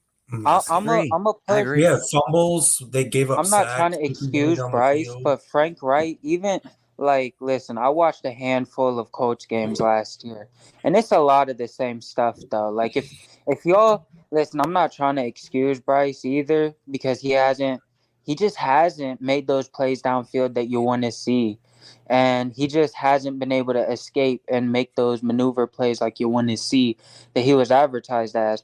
But man, last year on that Colts team, when that O-line disintegrated and became garbage, it's the exact same stuff. It's just like this quick offense that isn't moving. A lot of But runs. wouldn't you do that if stuff. Zavala gave up 14 pressures the week before? Right? For you, it would be a malpractice for you to call long developing. But that's my pushback on Frank Reich because his inability to work. I think it's all of the things. I think it's all of the things. I think it is. I think it's him maybe potentially recognizing or being fearful about the confidence. Bryce Young is not playing with confidence. At the end of the day, it doesn't matter. Is Andy Dalton made throws, whether they were good or not, he just threw it. He had confidence. He just threw it. He just looked at it. He threw it. He wasn't thinking too much about it. Yeah, and I think that what we have. Yeah, but he's also seen it. You also got to remember that. Sure. And I'm okay with Bryce going through that's these the struggles. thing what a learner might be. You know, when you see it and do it, you learn off of that. Maybe maybe that's just Bryce's biggest problem so far. He's just yet to do it and believe in himself to do it. I think we got all the super chats, man. Yeah, I'm looking for it right now. All right, yeah. All right, let's go to the next call. You can skip mine. I already did. Hey, C3, what's up, guys? This is Al Taylor. Just calling in to say what's up, and I kind of agree with one of these last calls I heard. I mean, this was probably the hardest game I had to watch in a long time, maybe ever. I think the fact that we're close and I really hurts more. don't think this guy is the answer. I know you guys are gonna probably not say this because of that, but he's really not the answer. These check downs is not it. You need to be able to stretch the field, go to the sideline, throw outside the hash marks, and throw deep. That way we can expand the football field and get all these people out the middle because they're just sitting there piled up. They're waiting on this. I don't know, bro. I don't care about the other quarterback, but we need to do something with this quarterback. Get him right or get him out of there. I don't think it's the coaching either, even though Frank Reich's not the best coach. All right, guys. Have a good night. Later. I found it. The real C3 AP. I think he's the one that wants my shirt. I might have. Tell me if you're a large or extra large. Beavis and Butthead shirt? No, that one's been cut up by my mother 20 years ago or 18 years ago. He said, I'm all for letting Bryce ride the bench at this point and starting the red rifle the rest of the season. Let the boy watch. I don't think you can do that now. If we go 0-6, though, can we do that, please? 0-6, please. No, I think at this point you still have to. You made this decision. Yes, and I still think this, and I will give you my example with this. Is I think for all the people that want us to go to Thomas Brown, I think Frank Reich can't now. I think if he would have started out, if Frank Reich would have come in here and brought in all these people and then said, you know what, I got this play caller here I really like. I got a lot of experience too. I'm going to mentor him along the way. And then we had this offense that wasn't producing. He could say, you know what, I'm going to take over play calling. He could keep his head coaching job. That guy might get fired at the end of the year. He might this, but he can't put in a guy and all of a sudden it looked better. It's untenable, dude. You can't. You started, Bryce. You got to just stick with him now because you put in the seed of doubt. Didn't he already do that with having Andy Dalton in? He put in the guy that played better. Like you did that by proxy. Like, I mean, am I the only one who feels like we have a 5th-round quarterback back there? Yeah. Like we're just I feel like that. Yeah. Where? Like it just feels like we just have like a day 2 or 3 quarterback back there. Yeah. No, I don't feel that way. I feel Greg, I said that in his face. Like Greg, I compared him to. I said I think this. I think we're prisoners. But like I wasn't even joking about that. I think we're prisoners from believing the hype too much. I think we're prisoners from the idea that there would be no struggles. I think we're prisoners from the idea that this coaching staff would come in here and just magically fix everything. Yeah. And sure, I think the only part that makes your point hard to argue against, JJ, is that it's that bad. Like if we would have been 1-3 right now, we could, it's just like this. The only problem here is like Bryce hasn't been terrible. He hasn't been like it's like, oh, he's not going to be able to succeed in the league. He's not been Zach Wilson's. I can't agree with that, Tony, because it may not be all the plays he's not. It may not be all the plays he's not making. I think I said that wrong. You are the GOAT guy. You can't do this. What a backtracker. The stats, don't worry, we're coming to you right after this call, just so we can kind of move through the calls. Hey, C3, what's up, guys? This is Al, the sailor. Just calling in to say what's up. And I kind of agree with one of these last calls I heard. I mean, this was probably the hardest game I had to watch in a long time, maybe ever. I don't know what we can do. I really don't think this guy is the answer. I know you guys are going to probably not say this because of that, but isn't this the he's last really not call? the answer. These check downs is not it. You need to be able to stretch the field, go to the sideline, go outside the hash marks. Okay. Yeah. All right. Here. They were both 1 minute and the same fucking. Hey, what's up, guys? Again, this is Al. Oh, back I'm looking at this graphic that Cody put up of the passing of these two guys. I'm telling you guys, look at his passes on the hashes, outside the hash marks to the sidelines, about 15 to 20 yards downfield. He can't get the ball there. And then look at Andy Dalton. Andy Dalton's pushing the ball. You have to be able to throw the ball over there, or your offense is going to be limited. He's speaking the truth. Dude, look at his passes right in the middle, about 10 yards, 15 yards. That's exactly what happened. Man, I'm tired of this fucking Bryce Young dude, man. We got the fucking worst draft pick. We got the worst draft pick ever in the history of the NFL. That's really how I feel right now. Like I'm so. I wouldn't say that. I wouldn't say it that much. Yeah, I wouldn't say that. All right, let's welcome in the stats. He's probably run 72,000 statistical what was I trying to say? 72,000 statistical models. And Bryce Young was only the worst draft pick in one of those 72,000 models. No, Jesus, this has gone too far. Welcome to the C3 Panthers podcast. You're a great member of the community. Thanks. Where have your models told us the season is going, though? It has to be. Are they getting one win? Have you been running them? So here's the way they work. You need to have seasonal data to be able to, you can't use last season, right? Because it's got different players, it's got different coaches, it's got different play style. You can't use it. So after about 3 to 5 games, you start to get the right feel for how it plays out. I think after the first week I ran it, and it said 5 wins, and then after the second week, it went up. After the second week, it went 7, and then the third week, it went down back to 5, but it went lower than the 5 originally. So it's kind of all over the place. I will say definitively. I shouldn't say definitively. It has us winning against. Where are the Bears. the numbers? It has us beating the Bears. Beating the where Bears. are the 5 games? So that's our hope right now. The beating the Bears is like the one part that it's like you have a really good shot at it. Before this week was Minnesota on the. It was. That's a good that question. was kind of one that could have tipped the scale again. Week 2 in these games too. But all of these games, we just can't pull it out. Week 2, it had us beating the Vikings. After week 4. Right? Week 3, week 4. Week 2 is the Saints. Right. So after the Saints battle was when it had us, I think, beating Viking. Well, you might be right. No, it was a week before. It was a week before. You're right. You're right. So we went. We started with division. Who was it? Not Atlanta. Then we went New Orleans. Then we went Seattle on the road. And going into the Vikings game, it had us losing. The week before that, it had us winning. Against this, okay. Yeah. Can you run it right now as we take the next call? Yeah. By the way. All right, let's see. What you got, CJ? JJ. I'm thinking about CJ Stroud so much. Jesus, man. Yeah. I was asking him, what is he using?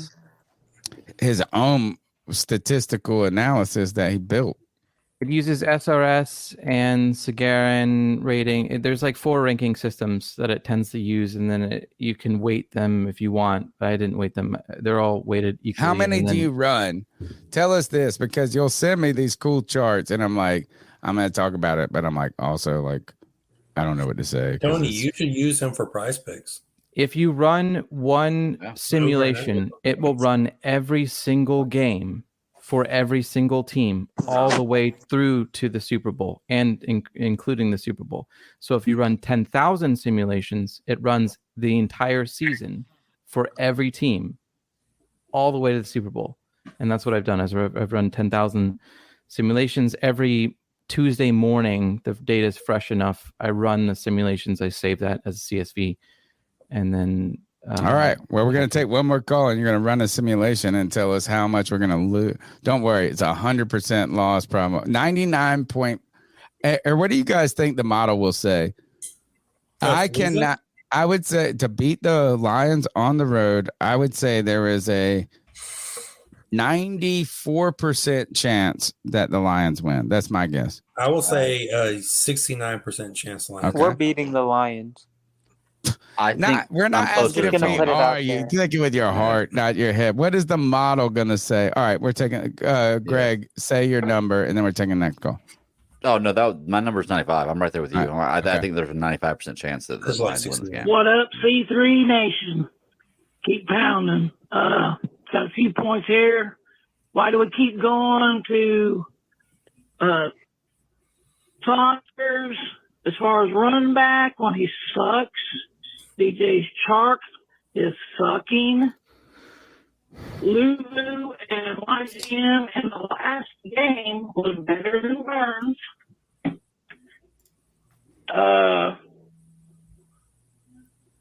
And Reich keeps holding back on the plays, and I think that's why that poor Bryce is so late at the calls, and the secondary is just as unhealthy as the O-line, but yet the defense is still getting it to work. Great point. Because we got the best player in the world, Deshaun Jameson.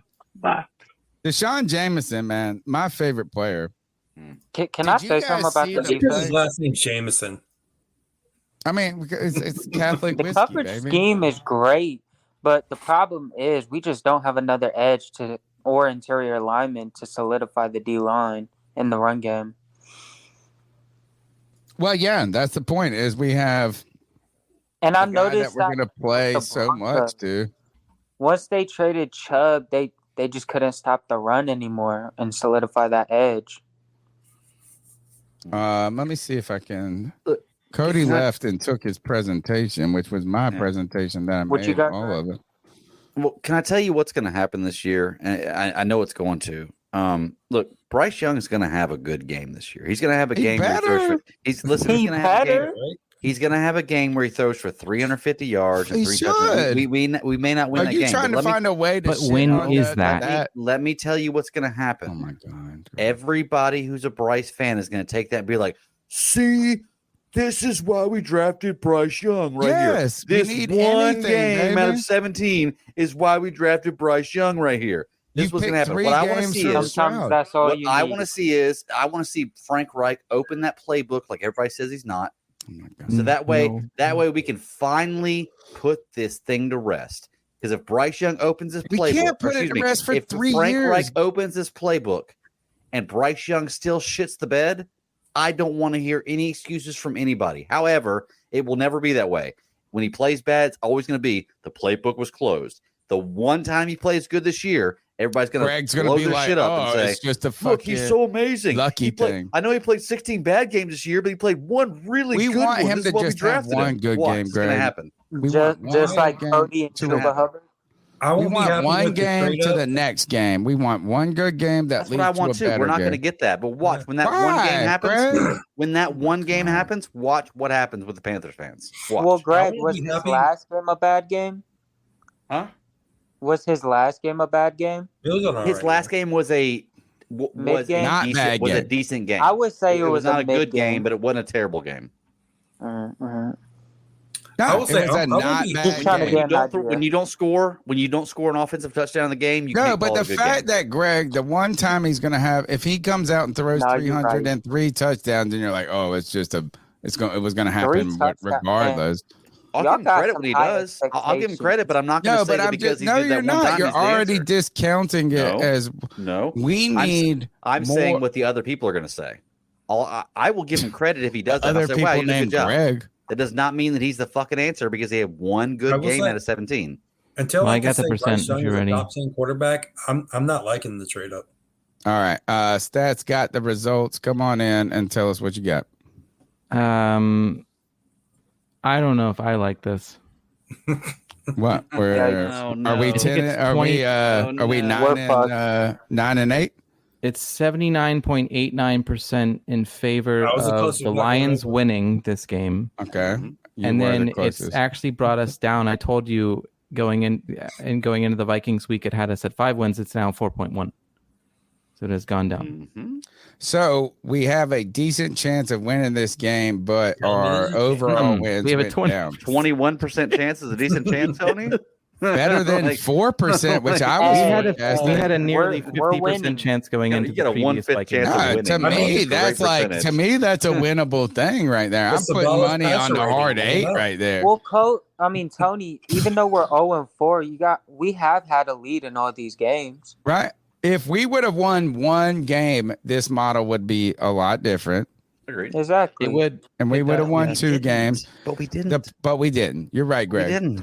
And Like, but to me, that is a good number in comparison to my 96%. Can I speak Yes, on I it? agree. That man Please. great, Better bro. than his 0%.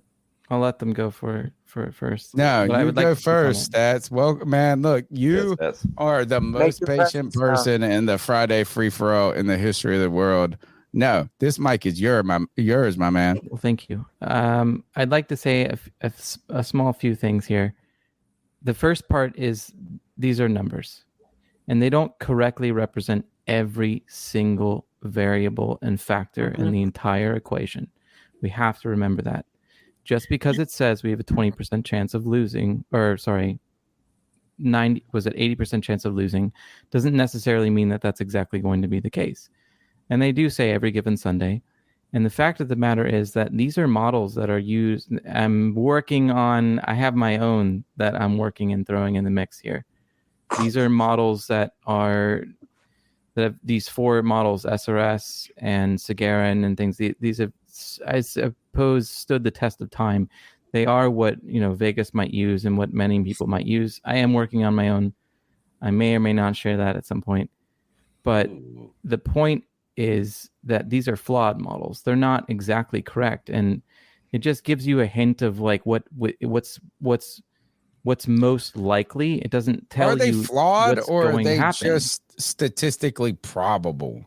It's statistically right. Is of course when you like any given Sunday, any given moment.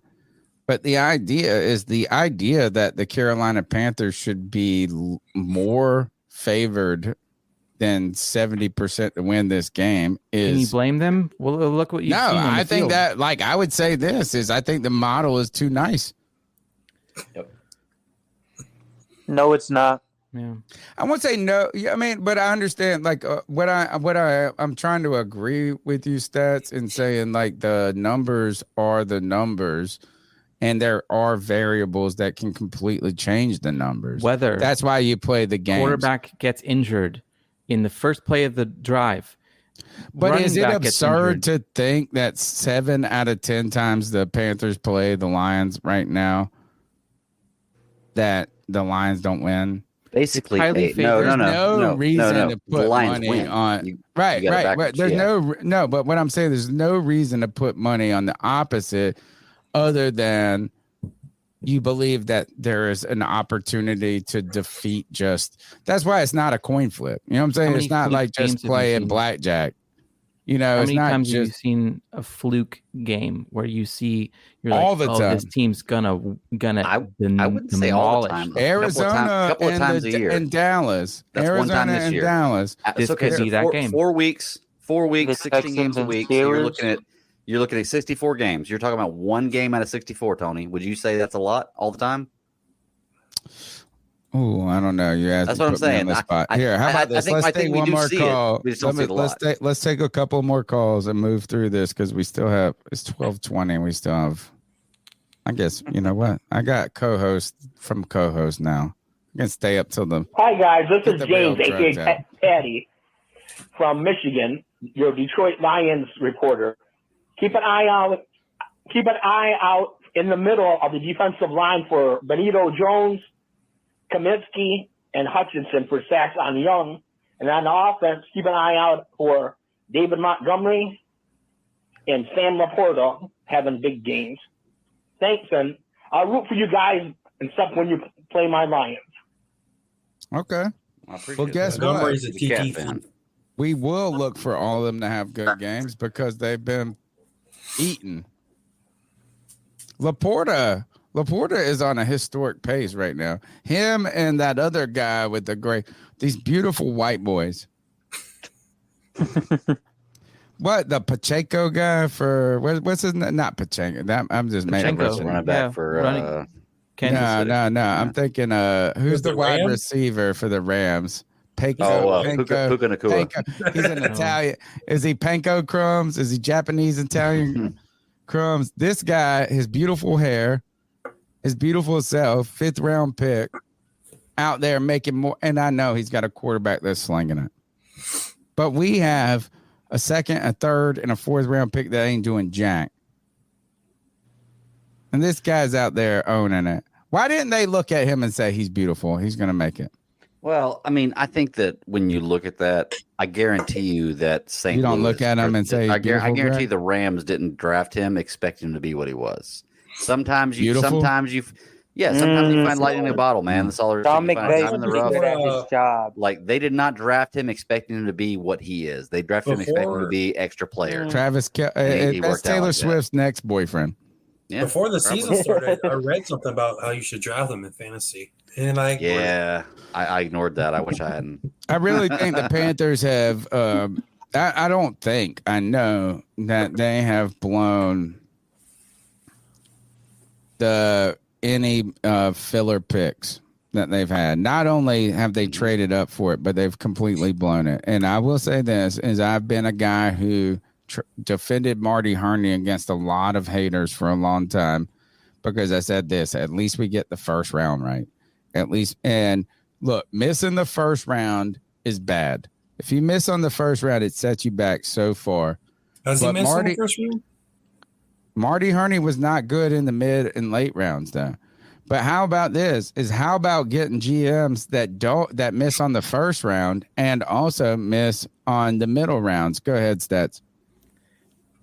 There was an interesting point that I saw. I think a few people make on Twitter. I'm not going to give myself credit.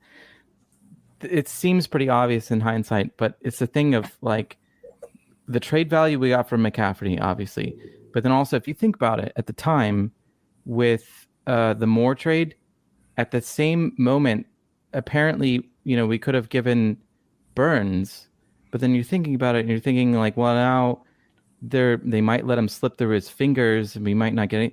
But you could have also given Burns away instead of keeping someone that, like, come on, Moore would have definitely made a difference in Bryce. I feel like Bryce would have. I feel like they would have had a connection. So it makes you really wonder if you could do it all again, if they would have reconsidered just being like, here's Burns instead of Moore. I feel like that's easy to say in hindsight, because I do think it's a lot easier to replace a wide receiver than it is a defensive end. True, but we're finding it difficult. Yeah, I think the problem though is that in hindsight, if we want to really bring hindsight in, then we're going to keep going back to that Rams trade. And we're going to keep saying this is like right now, we're not going to pay Brian Burns. I think they could have got it done too. The deal. See, if that would have happened, it seems like in the moment, like, oh, you're getting this future stuff. But imagine being where we are right now and having an extra first round this year and next year. You know what I'm saying? Like, that's what you need. You probably didn't have to trade DJ, but just gave up that extra first we got with Brian Burns. We shouldn't have traded him. Or you could have traded DJ and then been like, hey, we're going to. Yo, Tony, Jesus. Yo, in this offensive day and age, you just got to have multiple receiving options, man. And DJ's even though not that good, bro. Y'all act like he is the fucking even truth, if he bro. could have been a He's wide receiver too, bro, you tripping. No, he's not. He's playing with the worst quarterback in the NFL. That's fine. That's fine. That's what we've been saying for 5 years. He is not Randy Moss. He's not. Would you go as far as to say he would help this offense, though? You know what? Yes. Yes, he would have helped it. But you know what would help us more than DJ Moore is a respectable guard. Yeah, but nobody's going to give up their guard. They'll give up a receiver. Okay, well, I don't care about that either. Let's see. We've got 2 calls left, Greg, but you can go, bro. We on their short cool. ones. Well, 2, I'm good. Yeah. Nah, we're gonna stay up all night. It's you got to stay with us. You can follow. I was up at 6:30 in the morning on Sunday. I just want to apologize for my profanity. I'm sorry if that affects the show or did anything bad. Oh no, my mom was listening, dude. I definitely overreacted, so I apologize on that. I'm passionate about the team and passionate about the Thank you. No, look, keep calling in, homie. You don't gotta apologize about that. My mom was just happened to be listening, and not that. Look, we're still gonna, but she gets on me about drinking beer. She gets on me. Look, she's a Catholic lady. She's gonna come after all of y'all. Nah, you're fine. Catholic? You're fine. Look, what was that? What's that? I went to Catholic Charlotte Catholic High. Oh really? Yeah, we are Catholic. My mom she's saying the rosary for all of us right now. No, you're good, man. Bring the passion, bring all of that. We ain't got no, but thank you for the call. He always hasn't heard G Baby before. Yeah. Where is G Baby? He's hiding because he's a bitch. Because he owes people money. Because he owes 3 people in his family money right now. He's hiding. He's been trying to pressure me into this trade right now. He's always pressuring me. Don't do it. Don't do it. I don't think I should. No, don't I think do it. this. I'm 0-4 in our fantasy football league. Keep all your draft picks. Yes. Right. Don't do it. He's trying to bait you. He wants he wants to give me old people. Yes, exactly. Don't do it. Don't do all right. Last call, and then we got a couple of some housekeeping things to do. Hey guys. Tony, Greg, JJ, White Chocolate, Stats. How you doing, boys? My biggest thing, Tony, you just brought up something. You said that they inherited the problems and that they were going to come in and magically fix it. But, I'm not even of that mindset, bro. Wilkes came in and magically fixed the team because no personnel really changed and they got more wins and look better. I can't fuck with this. I expected the superstar team to come in and build off of the motivation and the drive that they had at the end of last season. I didn't expect them to turn things around. Steve Wilkes had already turned it around. So like, tired for of the me, Steve Wilkes stuff. they didn't are have so anything. far past underperforming. Man, I don't know what the fuck these boys doing. Wilkes didn't have Anyways, any boys, excuses. I'm here all the time, 24/7. I will say Frank Love it. doesn't have the talent that Panthers Wilkes podcast, the place to be. Stop it. He doesn't. Um, He doesn't have the I love the offensive call. line. He Love the doesn't have call. receivers Disagree with the point. I'll or the let running all of back. y'all go first. May I really quick? Yeah, please. Can I jump in? You're a co-host, bro. I thank you. Here's the thing with Wilkes was that he had no selection options on. I mean, I think as soon as he came in, it was like, oh, bye McCaffrey. Like he was kind of shell shocked into. I mean, he wasn't shell shocked. We clearly saw what he did, but there's no excuses for this. Like he just straight up was like, I'm going to win games. I'm going to find a way to win games. And I see the two caveats of like the other part of it being like, oh, we're in a rebuild is what I've seen. But at the same time, you're thinking like, can't you find ways to still win games successfully? Like, can you not game plan correctly? Right. And when I see little small piddly things of like mismanaging play clock, you're looking at it going like, this doesn't make me feel any better. When it's an offensive guy that doesn't know. I saw one, I think it was Ben Kurt, he used to be an ECU quarterback. He was a backup quarterback for the Green Bay Packers, which I used to always joke that Aaron Rodgers wouldn't let him have the playbook. He teaches football on Madden. He's a gamer. He loves gaming, and he teaches, like, he's a pro football quarterback that teaches football. His name is Ben Kirk. And he said this after some of these games. He said, I'm convinced that 80% of Madden players that are good are better clock managers than the NFL head coaches. Facts. Yeah. Well, you're probably better play callers too. All right, so the stats thinks that they. All right, I'll ask you one rebuttal question, and I'll pass it around to everybody else because that was the last call. Do you think that is a short-term win? Do you think Steve Wilkes can win 2 more games with this team, 3 more games, or could he be 2-2 right now? Mm-hmm. Is the future better with him, or is the ceiling higher? Yeah, the immediate moment better? I think it all starts fundamentally with the culture. I mean, even Tepper has said culture. And you wouldn't have had he had us in the best culture. And I think the ceiling was, even though you want to, you ESPN and Fox Sports, and they're going to talk about, oh, well, it's transitioning towards an offensive minded coach. You want the offensive minded coach. I think that's not necessarily true. I mean, it might be, but I think that's not what we're supposed to be aiming at. I think that having someone like Wilkes being more defensively minded is not a huge differential to consider. It's not a deficit entirely. Yeah, I don't think so. Because, here's the thing. If they all start piling, I heard this argument at one point, if they all pile offensive-minded coaches, well, you got to have the defensive to counteract it. So, it seems like you hear these weird arguments now that everybody's going offense now, so you're going to need defensive coaches to counteract that. I don't know. Yeah. The only thing I think that Steve Wilkes would be different is leading men, maybe. Agreed. And agreed. But he is still going to want to run the ball. You ain't running 270 yards on these people with this offensive line. Running, you know what I'm saying? Well, we don't know what changes he would have made, though. We don't know if he had a full offseason, what he would have done in the draft, what he would have. We don't know. We never got to see it. But I would say that there's a good shot that we might be 4-0 instead of 0-4 right now. There's a good shot. I'm not saying it's impossible. I'm not saying it's 100% possible. It's plausible. I'm just saying there is there's a big higher percent chance. I feel like we wouldn't. I'm not sitting here saying we're going to be 4-0 with Wilkes. I'm just saying I think we're 2-2. There's a better chance than Yeah. So that's where I'm at. I think we kept Foreman. And I think we'll probably get more wins because of that.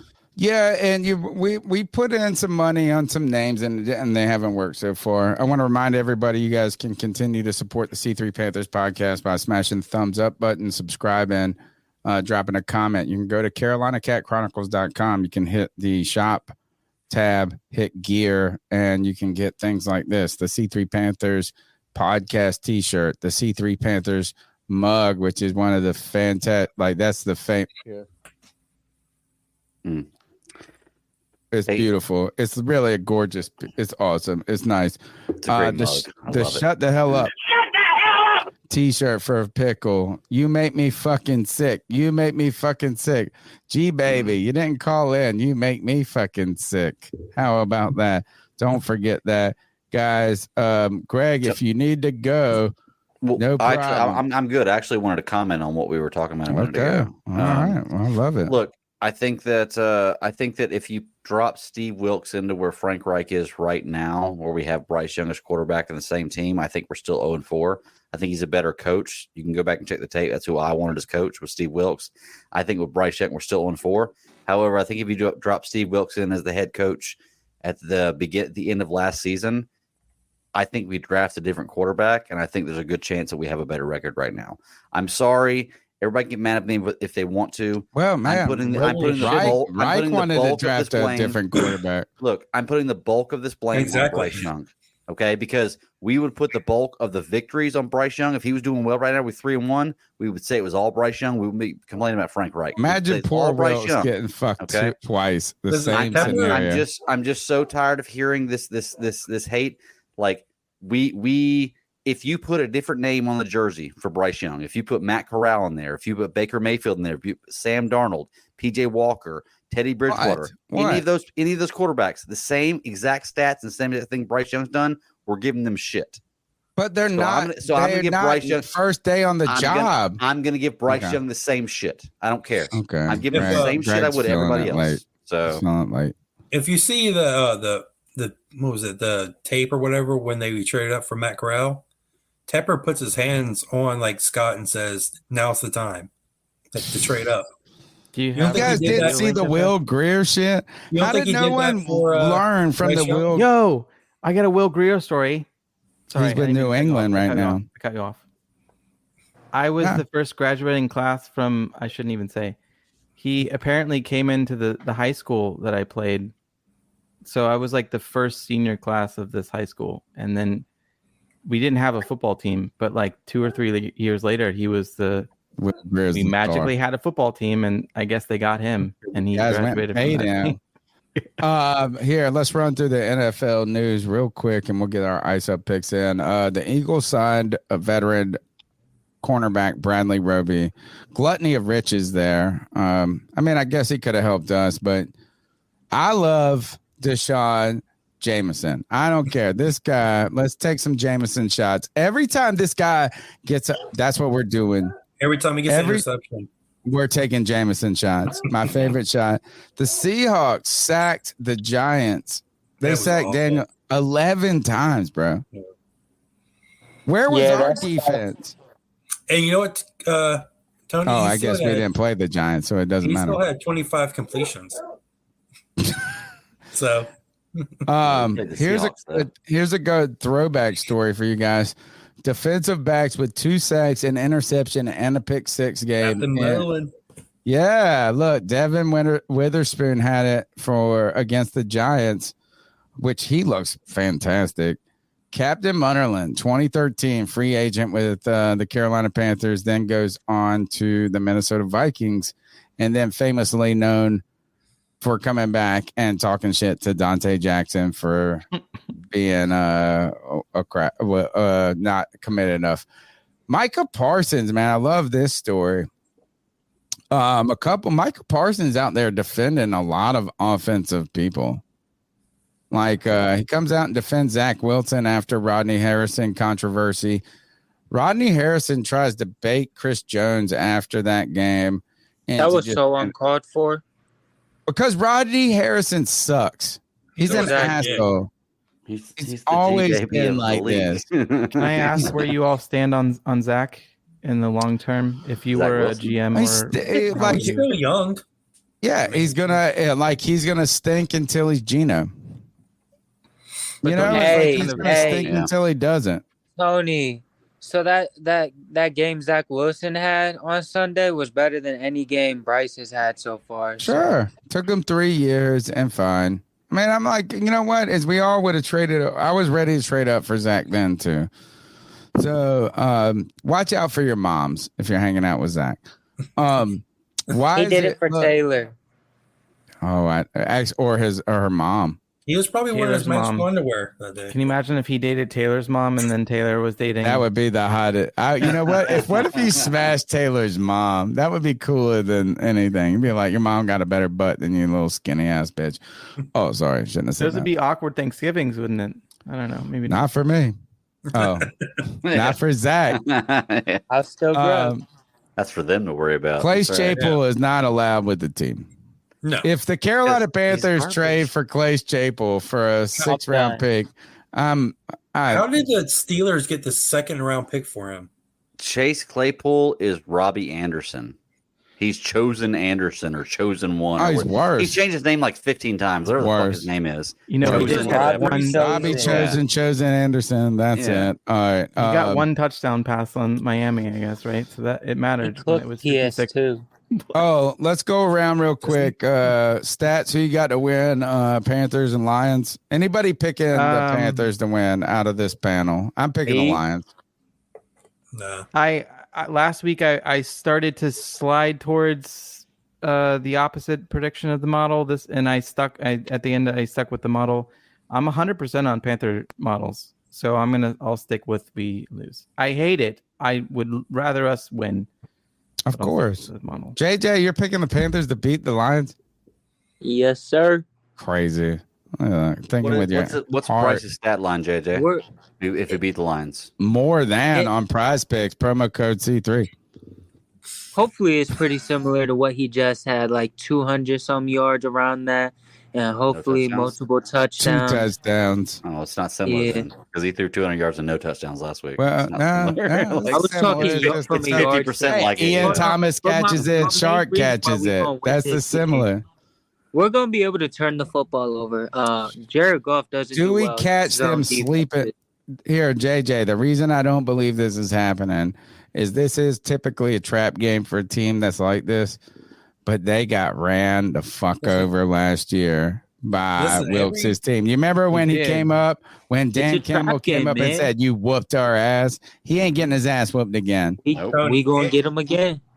Tony, every game we play, the other team we're is gonna be a due. trap game. Remember that. We're due. Yeah, no, we're a get right game. All our games are trap games. We're a get right team. Exactly, no, this is a get right team. All right, final segment of the show, the longest running segment on the longest running Panthers podcast, the Ice Up Picks.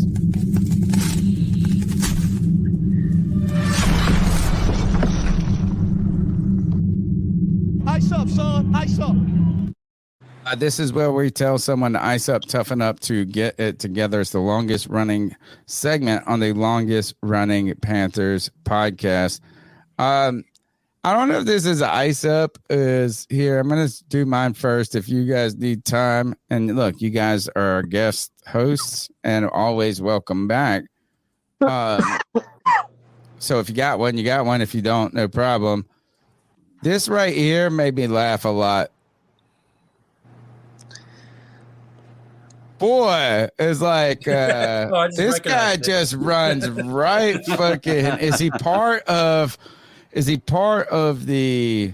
He was thinking about that fine. Yeah, that's exactly right. Or he's part of the script. Or he's part of the script. Those are the two first comments in that thread. I know you read that thread. What did it say? He was the first two comments. One of them said script. Yeah, one of them was like, how the F did he miss? And the second was like, oh, wow, that's the best script I've seen. Whenever I play Madden on defense, that's how I look. Like I'm always zooming past the quarterback. Right. Does anybody else have an ice up pick? Yeah, I got one. I'm going to ice up the NFL.com. I check up on stats every week, and I try to keep things going and like Thank make sure you, I by the know way. I like I'm in the appreciate it. loop of these things. Bryce Young was rated the 27th quarterback. CJ Stroud was rated the 28th, and Anthony Richardson was rated the 30th quarterback. How in the ever living fuck can you say that Bryce Young has had a better season than Anthony Richardson or CJ Stroud? Seriously, like how in the hell do you possibly rate the 0-4 Panthers with Bryce Young above CJ Stroud or Anthony Richardson? I'm not saying the Anthony Richardson and CJ Stroud are amazing. They're fantastic. Well, actually, CJ is pretty amazing. But there is absolutely no way in hell this happens. This is all a media game. This is all because they pushed Bryce Young to be the number 1 pick. They're trying to save ass. Oh, now people care about us, Greg? Yeah, because Bryce Young's been above Anthony Richardson and CJ Stroud every single week. And every single week he's played 1,000 times worse than them. This is all a media game, is all it is. It's all bullshit. Right. There is no way that CJ Stroud and Anthony Richardson are worse than Bryce Young right now at this moment.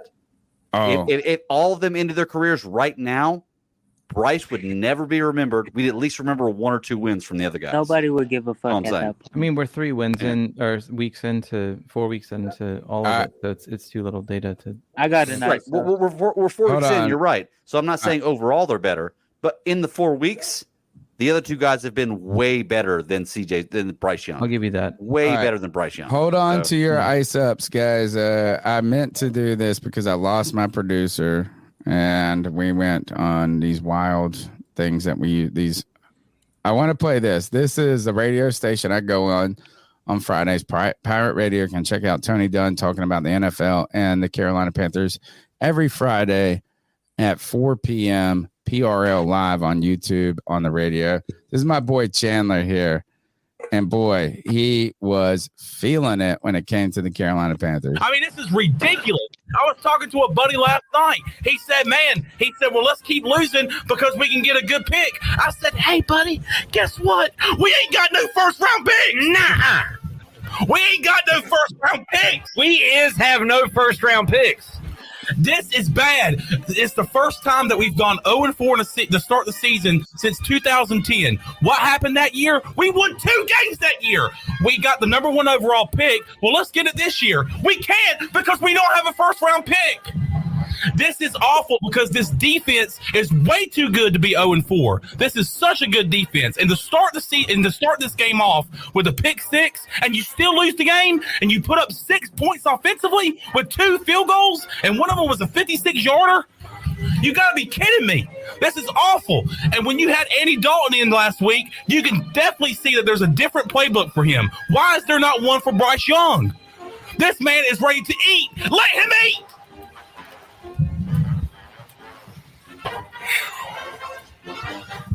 Chandler Honeycutt with his thoughts. And now you're going to have to get rid of Brian Burns to get a first-round pick back. Dude, he's right where I'm at. He's right where I'm at. Yeah. I know. I'm like, dude, everything's going to be okay. Nothing's going to be okay. It's bad. Do you know the last time an 0-4 team went to the playoffs? You have to go back to the year after the Pirates went to the Peach Bowl in 1992. That far behind. Hey, Clip. That's my boy Chandler. Struggling. I love the passion. He's 100%. I love the energy. Yeah. Struggling. All right. Y'all hit your ice ups picks and then we'll get out of here. I got one. All right. Let's hear it. Me and Greg were talking in our fantasy group last night, and I was been drinking. And I started watching. We were up late talking. Sorry, I passed out, man. My bad. Oh, it was like 1 o'clock in the morning. I passed out. Y'all had sex together and one of y'all fell asleep. Damn. I was watching. If you're a kid in the '90s, I just started watching old '90s kid cartoons. So I was watching Gargoyles. I don't know if you remember that, Tony. No. It's fucking amazing shit. But I found out, I was looking through it, I started Googling it, like Wikipedia and about the show, trying to look at facts. And I found out they were in talks in 2018 or 19 to have Jordan Peele. He pitched to do a live action of that movie, and the studio turned them down. And that movie would have been fucking amazing. I think I like that movie. Get Out movie that Jordan did. That was good. Fucking weird, man. All right. weird, but Ice good. Up. I think Ice a few Up years to- ago that movie, Kev, would not have been possible. I think now with technology and CGI, I think you got. And now that he's got such fucking, he's got clout. Yeah, Yeah, yeah. he has clout. He might need to pitch it Tony, again. you never All right. seen that with Keith David? No, I feel like maybe I remember a cartoon where it was gargoyles, but I don't know. JJ, what you got? I got a special ice up for that bum named G Baby, because he owed like several players hundreds, thousands of dollars. This is just gonna start drama. Always calling in, talking shit, Not making tonight. everybody's lives a little more stressful for no reason. And you know what? We all could have said G Baby and had our own reason. Enough said. You're probably right. Stats, you got to ice up? I do. Nice, It goes nice. in line with what you said about the production, and I'm going to go ahead and say I got to ice up Cody because I bet his back is hurting from carrying this podcast. Oh. I'm kidding. I love you guys. I love all you I guys. would ice up Tony, not It's a Cody. joke. It's a joke. It's a joke. All right. I'm going to goof. kick It's a you out goof. right now. It's a goof. Is that the real one? I thought about an actual one that I would actually Okay. say, and to be honest with you, I mean, check Frank this Reich out. is on my mind. Where I muted him. I'm gonna That's what you hey, real get. quick, Shut Tony, the I'm hell up. Hey. I'm gonna double dip. So Cody does. Cody's great on this show. I love him to death. I love him to death, and he's wrong a lot. He's wrong a lot, but he is my dude. He'll never admit it. We all are. No, that one. ever. Tony, I'm gonna ever. double dip real quick, and I'm gonna say that I'm gonna give a second ice up to G Baby. Fuck him. Pay me my money. Pay me my my money. God. Right now, he's a Dollar Tree fucking G, is what he is. Oh Stop damn! being a fucking Dollar Tree G. Damn. All right, Your all 4-inch arms. You I can't love L this Baby. pause, bro. His new Stop name doing is this. L Baby from Stop now talking on. shit for real. Hell, And as a matter of fact, until you pay me my money, I'll mute your fucking calls on the C3 Panther podcast. Pay me Craig, my I'll mute money. you. Or you ain't on this fucking That's funny podcast. How All about right, that? C3 Panthers podcast brought to you by CarolinaCatChronicles.com. Every Tuesday night, we're here. Tomorrow night, Glover Quinn, former Detroit defensive back, going to help me preview the Panthers at Lions. And we got the Spaces, which are really taking off. Thank you guys for the next generation of Panther fans and C3 Thank you for having me. alum. Man, thank you guys for joining on this notice. And Friday, free for all, Sunday, post game. And that's it. We're going to dip because Thanks, it's guys. fucking 3 hours and 50 I'm minutes going in. to be That's it. on. Solid.